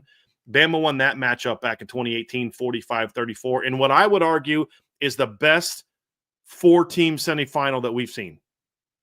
That year, I think you genuinely had four outstanding football teams. You had Alabama and Clemson, who won their playoff games, and then an undefeated Notre Dame and a really good Oklahoma team with Kyler Murray at the helm. I think that was probably the best four-team bracket that we've seen in the playoffs, where just all four teams were really good. So second playoff matchup, and obviously Bama won. The year before, actually it would be 2 years before, Oklahoma beat Alabama in the Sugar Bowl. So these teams have met each other a decent amount of times over the last 10 years. And obviously Alabama's won one, and Oklahoma's actually won three. Oklahoma's 3-1 in the last 11 years or 12 years against Alabama, including the last 2 years. Do things reverse course? Can Alabama do what Oklahoma did, which is go on the road and win a game, an important game? There was a lot on the line in that November game. Or is Oklahoma going to continue their dominance over Alabama in this matchup? It's going to be intriguing, too. Oklahoma has some guys out, but it's guys that have been out. Big news for Alabama is that LT Overton will not play in this game, which is a big loss for them. He did not play against Georgia. They are a different team when he's not in there. 100%. They've had some D-line injuries this year. You had Tim Keenan was out early in the year. LT Overton's been out late in the year. That's a big loss for Alabama and something that could potentially have an impact. When you look at Oklahoma's desire to be balanced in this game, how does not having LT Overton impact that? That's going to be something to keep an eye on when we're watching this game. Oh, it absolutely is. I mean, just big picture, there's a bunch of different storylines. I talked about it earlier in the week, but the one coming out of this game that I can see is, look, both of these teams have the opportunity to prove people like me wrong. I think this game is going to be ugly. I don't think Alabama or Oklahoma have a fool's chance in heck to compete for a national championship this year because of the sample size that they put on the field for 12 games, because of how their teams are put together. I just don't see it. They have the opportunity to prove me wrong. If Oklahoma goes out and wins 38-10, okay, maybe I'll pay attention to it. Now, as an Oklahoma fan, jumped in this chat a couple of weeks ago to remind me that Oklahoma purposely doesn't try to score points. Maybe we see a little bit more of that on Friday night. Maybe. Alabama has the other opportunity to prove me wrong. And honestly, a good amount of college football, including some of their alumni. I mean, Mark Ingram was like, yeah, dude, Bama just shouldn't be in the playoffs. They shouldn't be in. Alabama now has that opportunity to go and say, no, we belong. There was that article that was written by Bruce Feldman where you had a bunch of coaches saying, like, that team shouldn't be in the playoffs. Yeah. So what are you going to do about it? Right? I mean, that to me is the biggest storyline is this is a team that everybody thought they shouldn't have been in. What are you going to do about it? You have a chance to shut people up. Go on the road and win this game. Shut people up. Hey, this is why we belong in the playoffs. Will they do it? That's going to be, I mean, big picture, that's a big storyline, right? Yeah, absolutely. Can they shut people up? Or are they going to confirm to all of us what we all know, which is this team has no business being in the playoffs? Because I would argue even a win doesn't tell me anything. Because I don't think either one of these teams should have been in the playoffs. Agreed. Well, Yeah, let me agreed. rephrase that. I think Oklahoma earned a right to be in the playoff. Let me correct. They earned a right to be in the playoff with some of the big wins they had, but like they're not one of the 10 best teams in college football. They have a top 10 resume.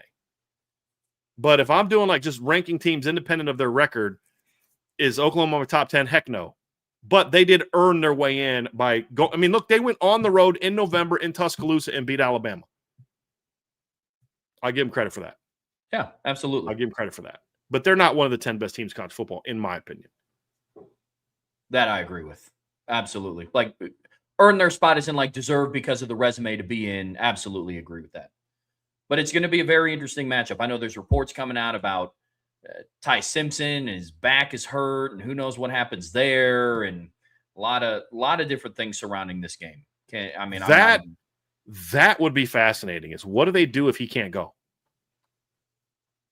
Well, they can't run the ball.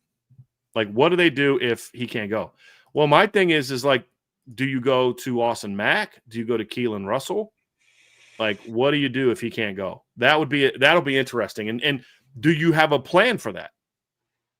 Like that's kind of that. I mean, obviously you're going to have to do that, but this is why you got to say like, here's the thing: to protect Ty Simpson, you got to be able to run the football, but you're going against a really good run defense, and you haven't been able to really run the football all year. Like, that's going to be a very interesting aspect. I mean, Alabama went for 80 yards on 33 carries the last time they played. Alabama hasn't rushed for Oklahoma has only allowed one team to go over 100 yards in their last 6 games. That was Ole Miss with Kejuan Lacey, who went for 116. They've only allowed 4 teams all year to go over 100 yards. It's Illinois State, who I believe is in the FCS semifinals, I believe. Michigan went for $146. Texas went for $136, and then Ole Miss went for $114. Not one team has gotten to 150, and they allowed 4.5 yards per carry against Illinois State in the opener, allowed 4.56 per carry against Michigan in game 2. Since that time, only one team has gone over 3 yards a carry since that game, and that's Texas at 3.89. That's the only one. This team has been a dominant run team, and the question here in this matchup is, can you shut Bama down while still putting more resources to the pass game? I think you can. Yeah. Like, I don't think you even have to commit as many resources to the pass game. And I think one of the things that you look at if you're Oklahoma too is, Trev, I remember I was sitting in a restaurant in Pittsburgh watching that game. And I remember getting a text from you after you guys got done with the postgame show, and you're like, dude, Ty Simpson's got that look in his eye again. You know, like he was shook in that game because Brent Venables heated him up. And that O-line for Alabama fell apart in the end of the fourth quarter. What is their reaction to that? Do they kind of dig deep and say, hey, we're not going to let that happen again? Or is it more of the same? That right there, to me, is going to determine this football game. Alabama's offensive line, in my opinion, is the biggest individual key to this football game. Is can they look at what happened to them against Oklahoma last time, have a bit of sense of, no, we're not going to let that happen again. We let Ty Simpson get battered in the fourth quarter. We're not going to let that happen again. We're going to come out and play hard, play well, play together. If the offensive line for Bama can have a good day, that's how Alabama has a chance to win this football game. That means giving Ty Simpson time to throw and just doing enough in the run game to keep Oklahoma honest. If they run for 120 yards in this game, that's a success. Yeah, I mean, it's for the simple fact that they haven't even tried. I mean, I agree with everything that you're saying. Alabama's key to victory is if their offensive line can play. My key to I guess I don't know what you want to call him. My catalyst, my key to victory for Oklahoma is John Mateer. Mm-hmm. Like he has not looked like the player that he was earlier in the season since his hand injury, unfortunately, because he was off to an exceptional start. But since then, he's just been not that great. I mean, he had 12 passing touchdowns this season, 10 interceptions. He hasn't been as much of a dual threat factor either after the hand injury. I understand that as well.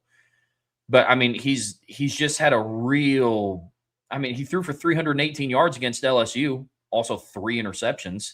I mean, throwing for 318 yards, they scored 17 points. I mean, this is just an offense. Like, this is not an offensive game of football. But if Oklahoma wants to win this game – because I'll say this.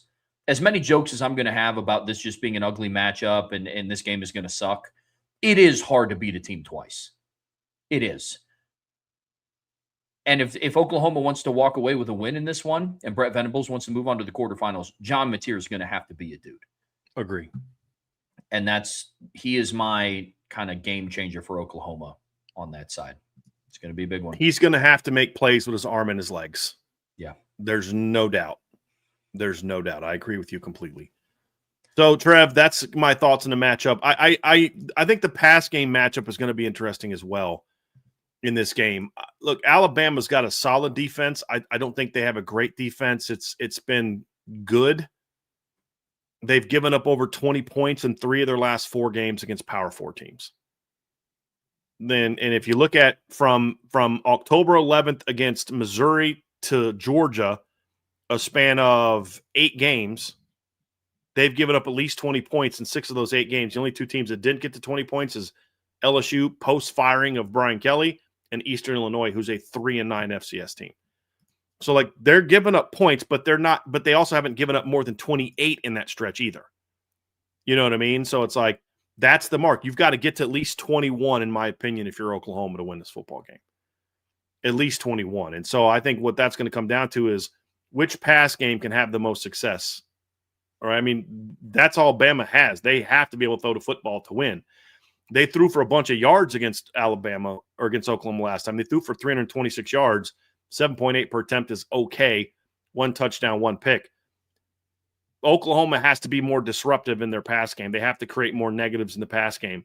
But the other thing about that too, Trevor, is the passes, obviously, like, they were able to throw for a lot of yards, but Oklahoma was able to get a couple crucial key sacks in the fourth quarter.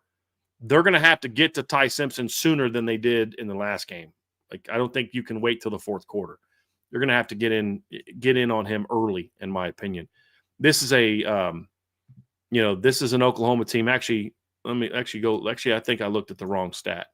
Yeah, they had 4 sacks against them. I think 2 or 3 of them were in the fourth quarter. I said 2, they had 4. You're going to have to get to him early. You can't let him get into a rhythm in this game. Ty Simpson, you can't let him get into a rhythm. On the flip side, you're going to need to find ways to get John Mateer going in the pass game. Because I don't think you can you could, but it's going to be harder for you to win if you have the recipe you've had the last month, which is you're just going to have a lot of nothing, and then you're going to hit a 60-yarder, an 80-yarder. Like, I don't know that you can continue to repeat that in the postseason. You're going to have to find some ways to get some early down success in the pass game, some chain-moving pass plays going, and go about that way. I mean, because if you look at Oklahoma, I mean, against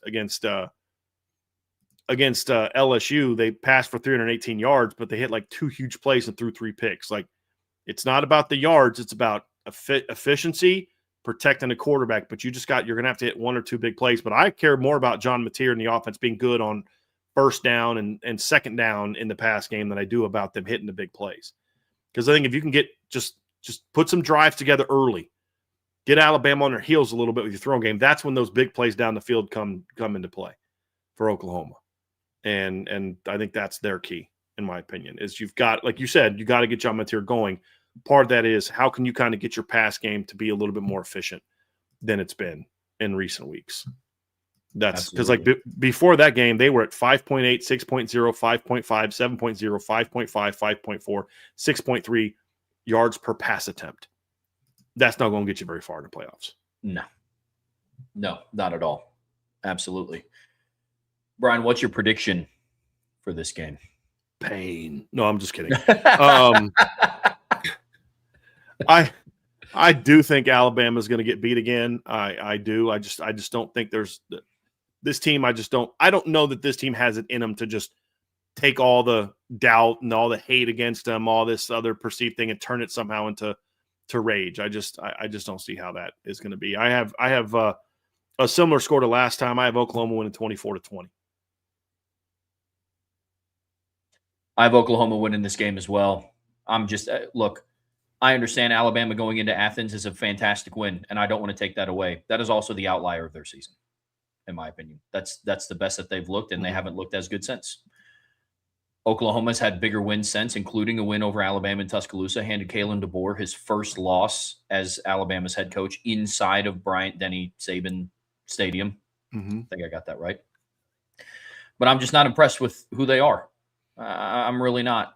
And I think Alabama kind of showed their true colors towards the end of the season, beating LSU 20-9, ugly win over South Carolina, got the brakes beat off of you by Georgia. So I have Oklahoma winning this game 23-17. I think it's going to be low scoring. I think it's going to be ugly.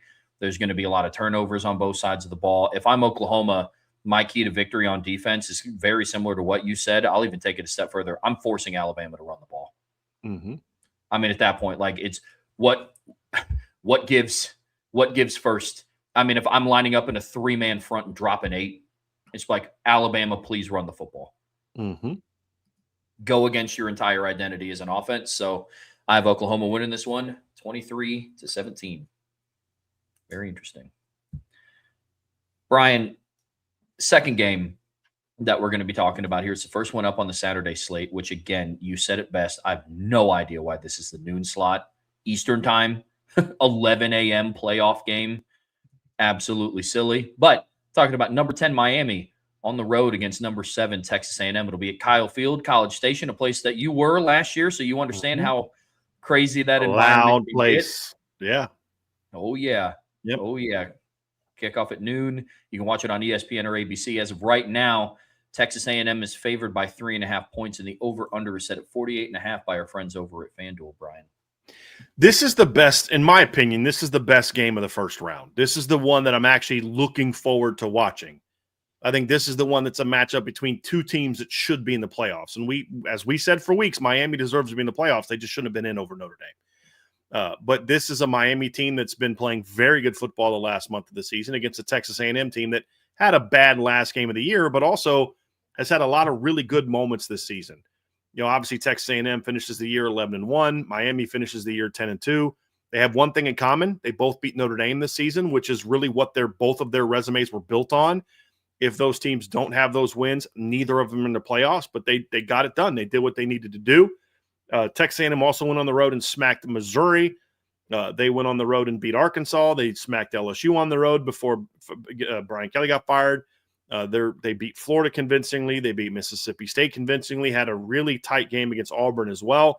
Like, they've been tested, but just not tested against elite teams. But they've played some quality opponents this season.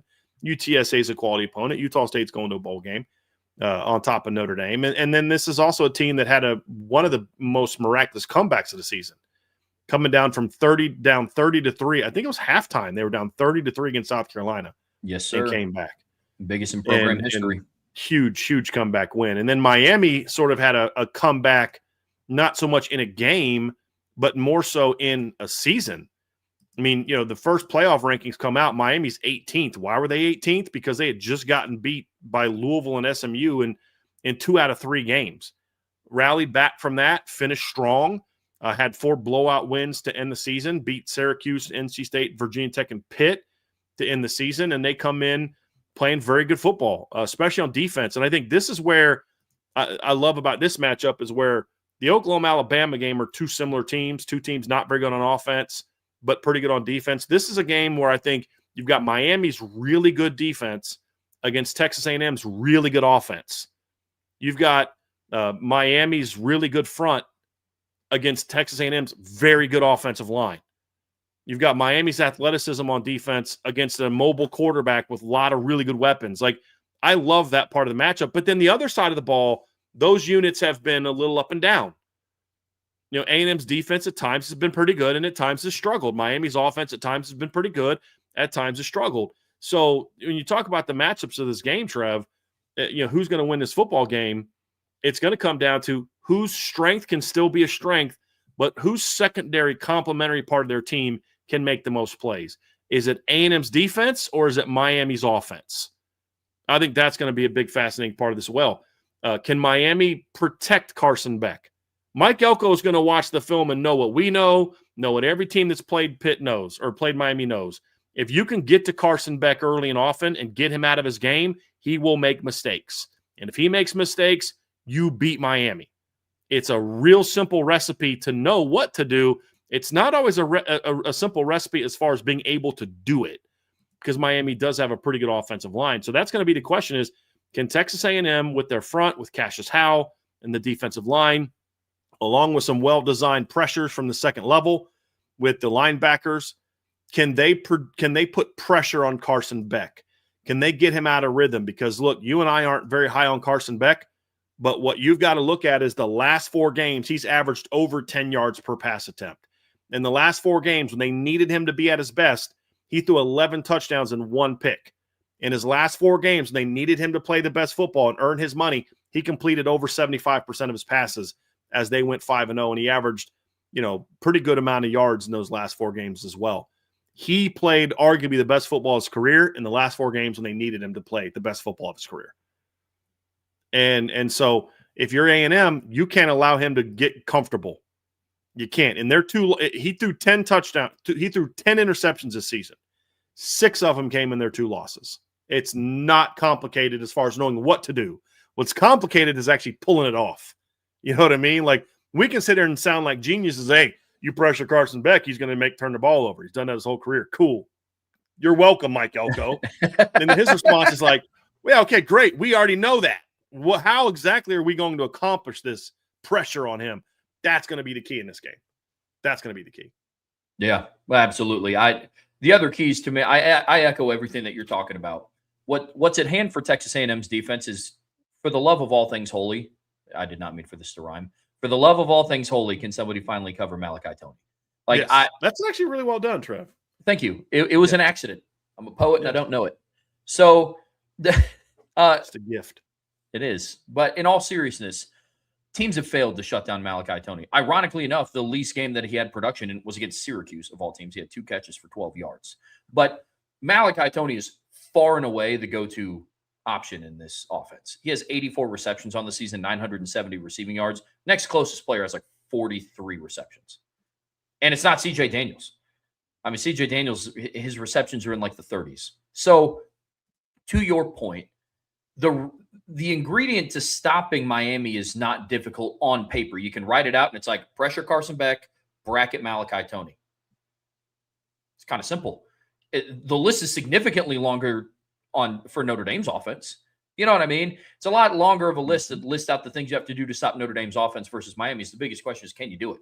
Because not one team has been able to stop Malachi Toney. Right. I mean, Pitt Narduzzi is a defensive coach, neither here nor there. Virginia Tech's a solid football team. There's been other teams the only team that really didn't get any film on Malachi Toney and what he meant to that offense was Notre Dame's defense, which, because of the level of defense they were playing earlier in the season, I don't think it would have mattered if they had film on him or not, But that being said, that's what's the task at hand for Texas A&M's defense is, can they find a way to stop Malachi Toney?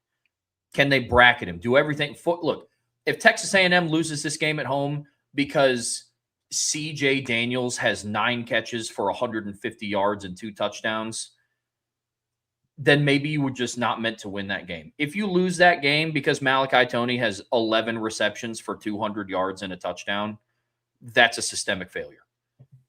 Got to find a way to stop him. And then on Texas A&M for their offense, they have to find a way to take advantage of some of the aggressiveness from Miami's defense, especially using Marcel Reed at quarterback. Miami's had a very interesting year defending mobile quarterbacks, and I would argue that they're one of the better teams more apt to handle a mobile quarterback. They've seen quite a bit. I mean, honestly, they went up against Byron Brown at South Florida. They went up against Thomas Castellanos at Florida State.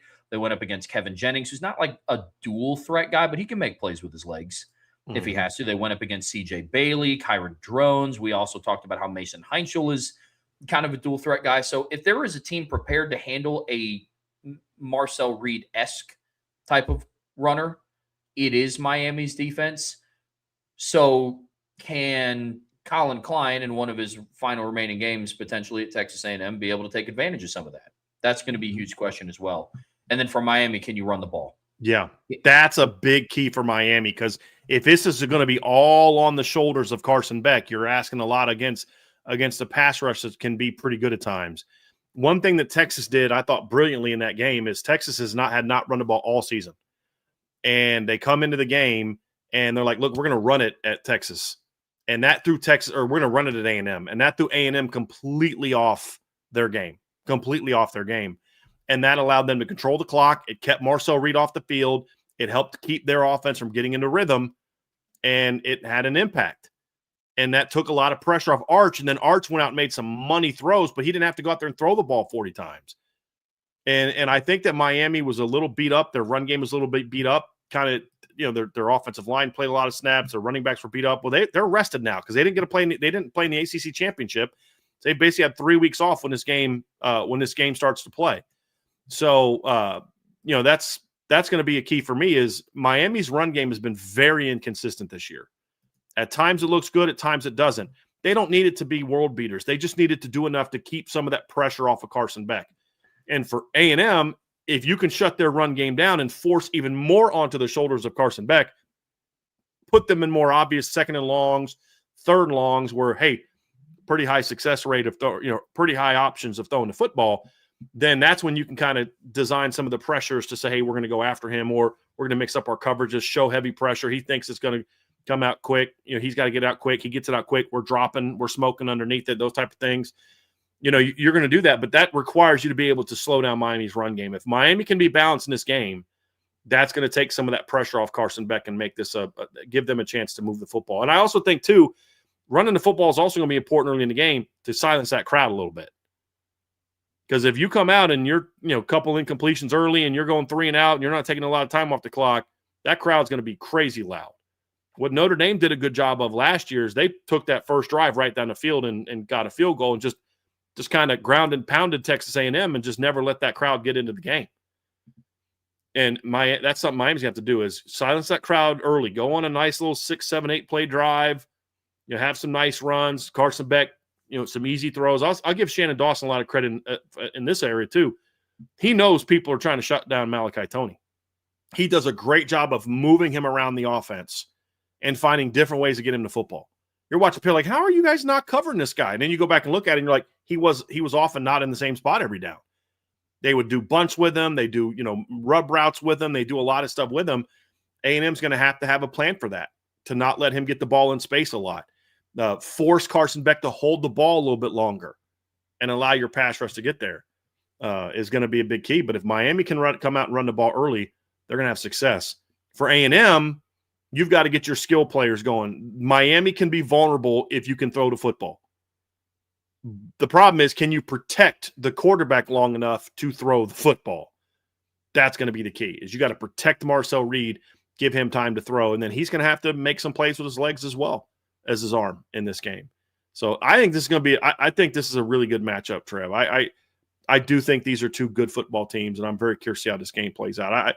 I love the uniqueness of the matchup. It's the really good Miami D-line against the really good A&M offensive line. It's a really good offensive coordinator going head-to-head, in their heads with Mike Elko. It's A&M and here's the other thing we talk about. How is Colin Klein getting the job at Kansas State as head coach impact his preparation for this game? That's another thing I'm seeing in this conversation as well. So it's going to be interesting. It's going to be those are things that you don't know how that's going to impact the team. You really don't. And that's one of the unknowns of this game. But I think at the end of the day, this is a trench game. Whose lines play best in this game? A lot of it's going to come down to that, because the play of the lines is going to determine whether or not you can run the ball, protect your quarterback, do all those type of things. And that's why I think this is going to be a game that I think you're going to look at and say, okay, boy, these are two good football teams. I could be wrong. It could be a blowout like most first round games are, but I think this will be the one that I think is going to be a good football game. I think so too. I think it'll be good. And honestly, it's contrary to what some may think. I think this is going to be relatively high scoring. I think these are two different offenses. They do it differently, but I think these are two different offenses that can neutralize good defensive lines. Now, Miami has the edge in the indirect matchup. I think they have a better defensive line than what Texas A&M does. But Texas A&M still has a good defensive line. Refer back to what they did to LSU in that game. But as far as predictions go, I do have Texas A&M winning this game. But like I said, I think it's going to be high scoring. I think it's going to be 34-28. Like, both of these secondaries are volatile to giving up big plays. They both are.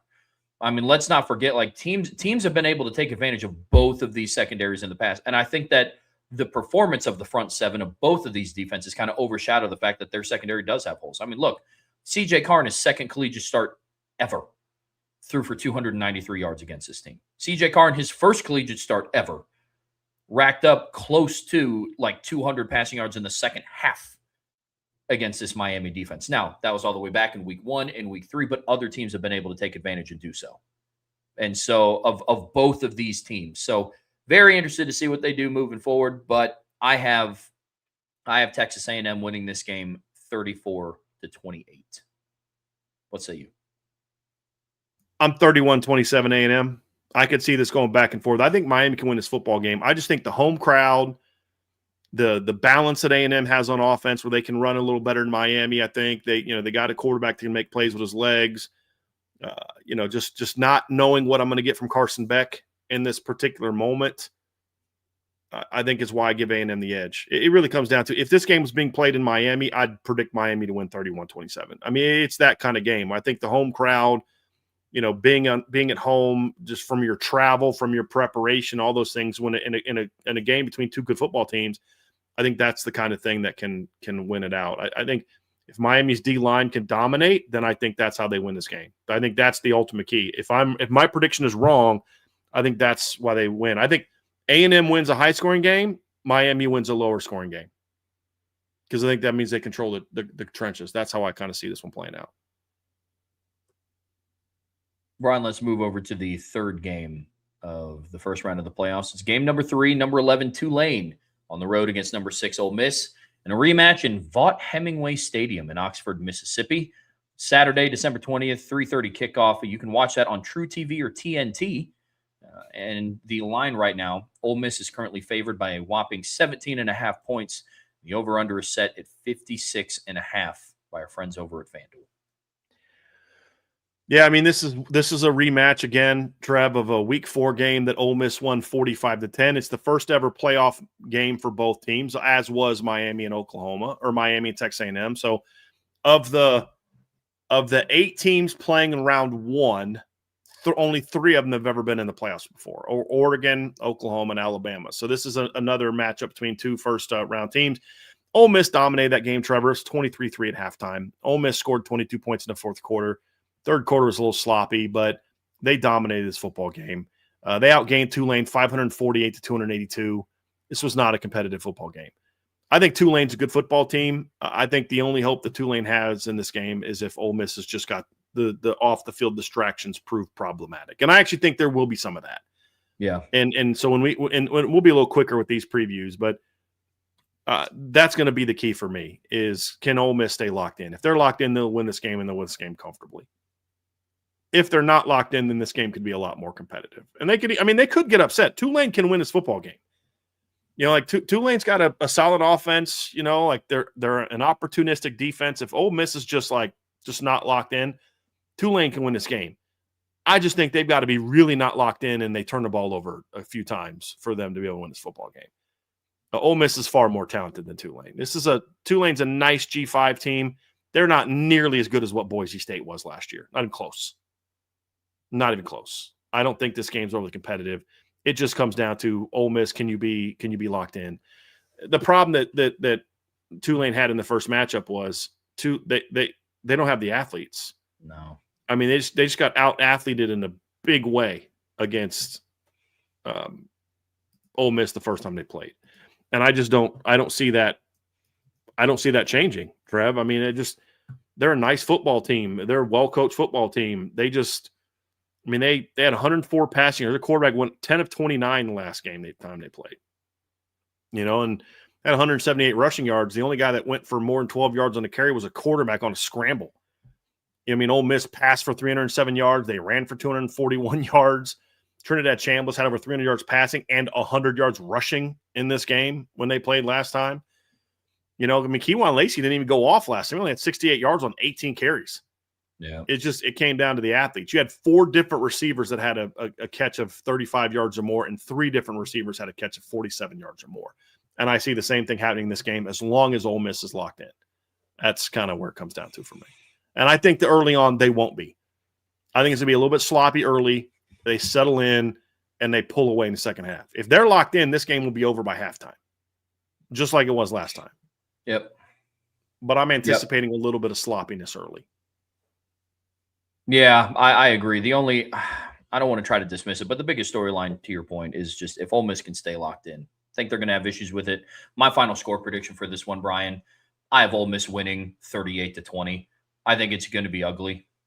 I do. But sometimes when you get to this stage of college football and you're in the playoffs, sometimes talent just kind of overtakes. Mm-hmm. Like I said, the same thing about Notre Dame and IU last year. IU was a talented football team, and I think they were a little bit slept on last year. But Notre Dame just had better athletes at almost every single position, in direct matchups and in indirect matchups. And so I see the same thing with this one. I think it's going to be a little sloppy early because I think just operationally going into this without a head coach, and I understand that they named their defensive coordinator a head coach. He's never had to be a head coach in a game. So essentially going into this matchup without a head coach, I think operationally things are going to be a little bit different. They also don't have their primary play caller, but I think that they start to stretch their legs once their athletes just start being athletes. We're close. I'm 34-13. That's where I'm at. I think Tulane's going to struggle to move the ball in this game. I'm 34-13. I think they're going to win. It's going to be a little sloppy early as they kind of get their feet back underneath them, but they're going to it's just the athletes are just too good in this game. 100%. I got to say, I'm kind of rooting for the upsets of the G5 teams just because I'm so sick and tired of people at ESPN bashing the G5 teams as if like this is it's their fault. You know what I mean? Which is ridiculous. Just absolutely ridiculous. So I'd love to see the upsets. I just don't think they have the horses to make it happen. There's no Ash and Genty on these teams. They're not like UCF was a few years ago. They're not like the old Boise teams. I just don't see it. I'd love to be wrong. I just don't see it. Well, if the upset's going to happen in the G5, it's going to be this game. Yes. So you be pulling for the green wave. That's for sure. Mm-hmm.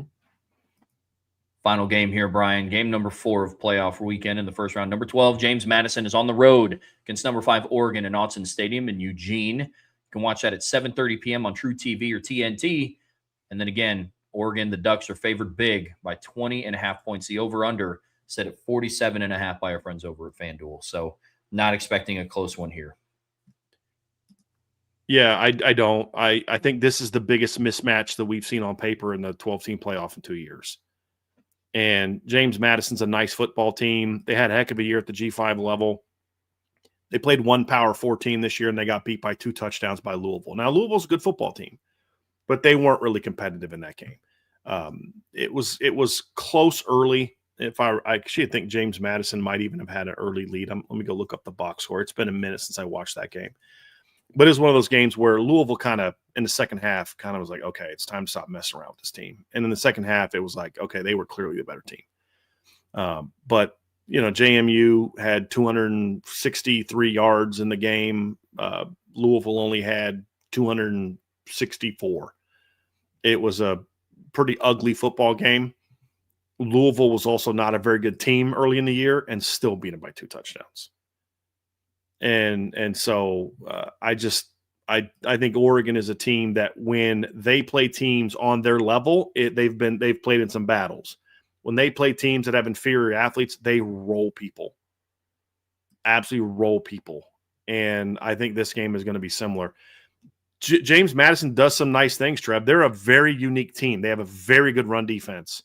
They had a game in November against Marshall where they gave up 248 rushing yards. Outside of that, only 4 other teams went over 100 yards on them. That was 158 by Liberty, 113 by Louisville, 122 by Texas State, and then 130 by Washington State. In 3 of their last 4 games, they've held teams to 1 or fewer yards rushing. They held App State to 1. They held Coastal Carolina to -5, and then they had -26 for Troy in the championship game of the Sun Belt championship game. So, like they're athletic on defense. They're undersized. They don't have the athletes of Oregon, but like for the G5, they are one of the more athletic G5 teams, especially on defense. But at the end of the day, I don't think they have the horses on offense to really do a whole lot. Alonzo Barnett's a nice player. They're not moving the needle for me. Wayne Knight's a good running back. He had a long touchdown run against Troy. I mean, he's a good player. I think they're going to get beat in the trenches. One thing we've talked about all year, Oregon's front is pretty good. Their run defense has been pretty good. I don't think they're going to be able to run the ball in Oregon. And if JMU can't run the ball, their offense can't do a whole lot. And I think that's kind of where this game comes from. I just don't think they're going to be able to handle the speed that Oregon has. And the other thing is Oregon's a pretty good team in the trenches. Yeah. They're not just fast. They're a pretty good – I mean, they went toe-to-toe with Iowa and didn't back down. And it's a good Oregon team. And I think they win this football game. And I think they win this game convincingly. I have it 49-14 Oregon. I don't think it'll be over close. I think it could maybe early look like the Louisville, JMU game, maybe early. But I even if it's that, I don't think that lasts very long. I don't. But again, this is another game. I'm sorry, real quick. It's another game, though, where your offensive coordinator is taking a head coaching job somewhere else. How locked in is he?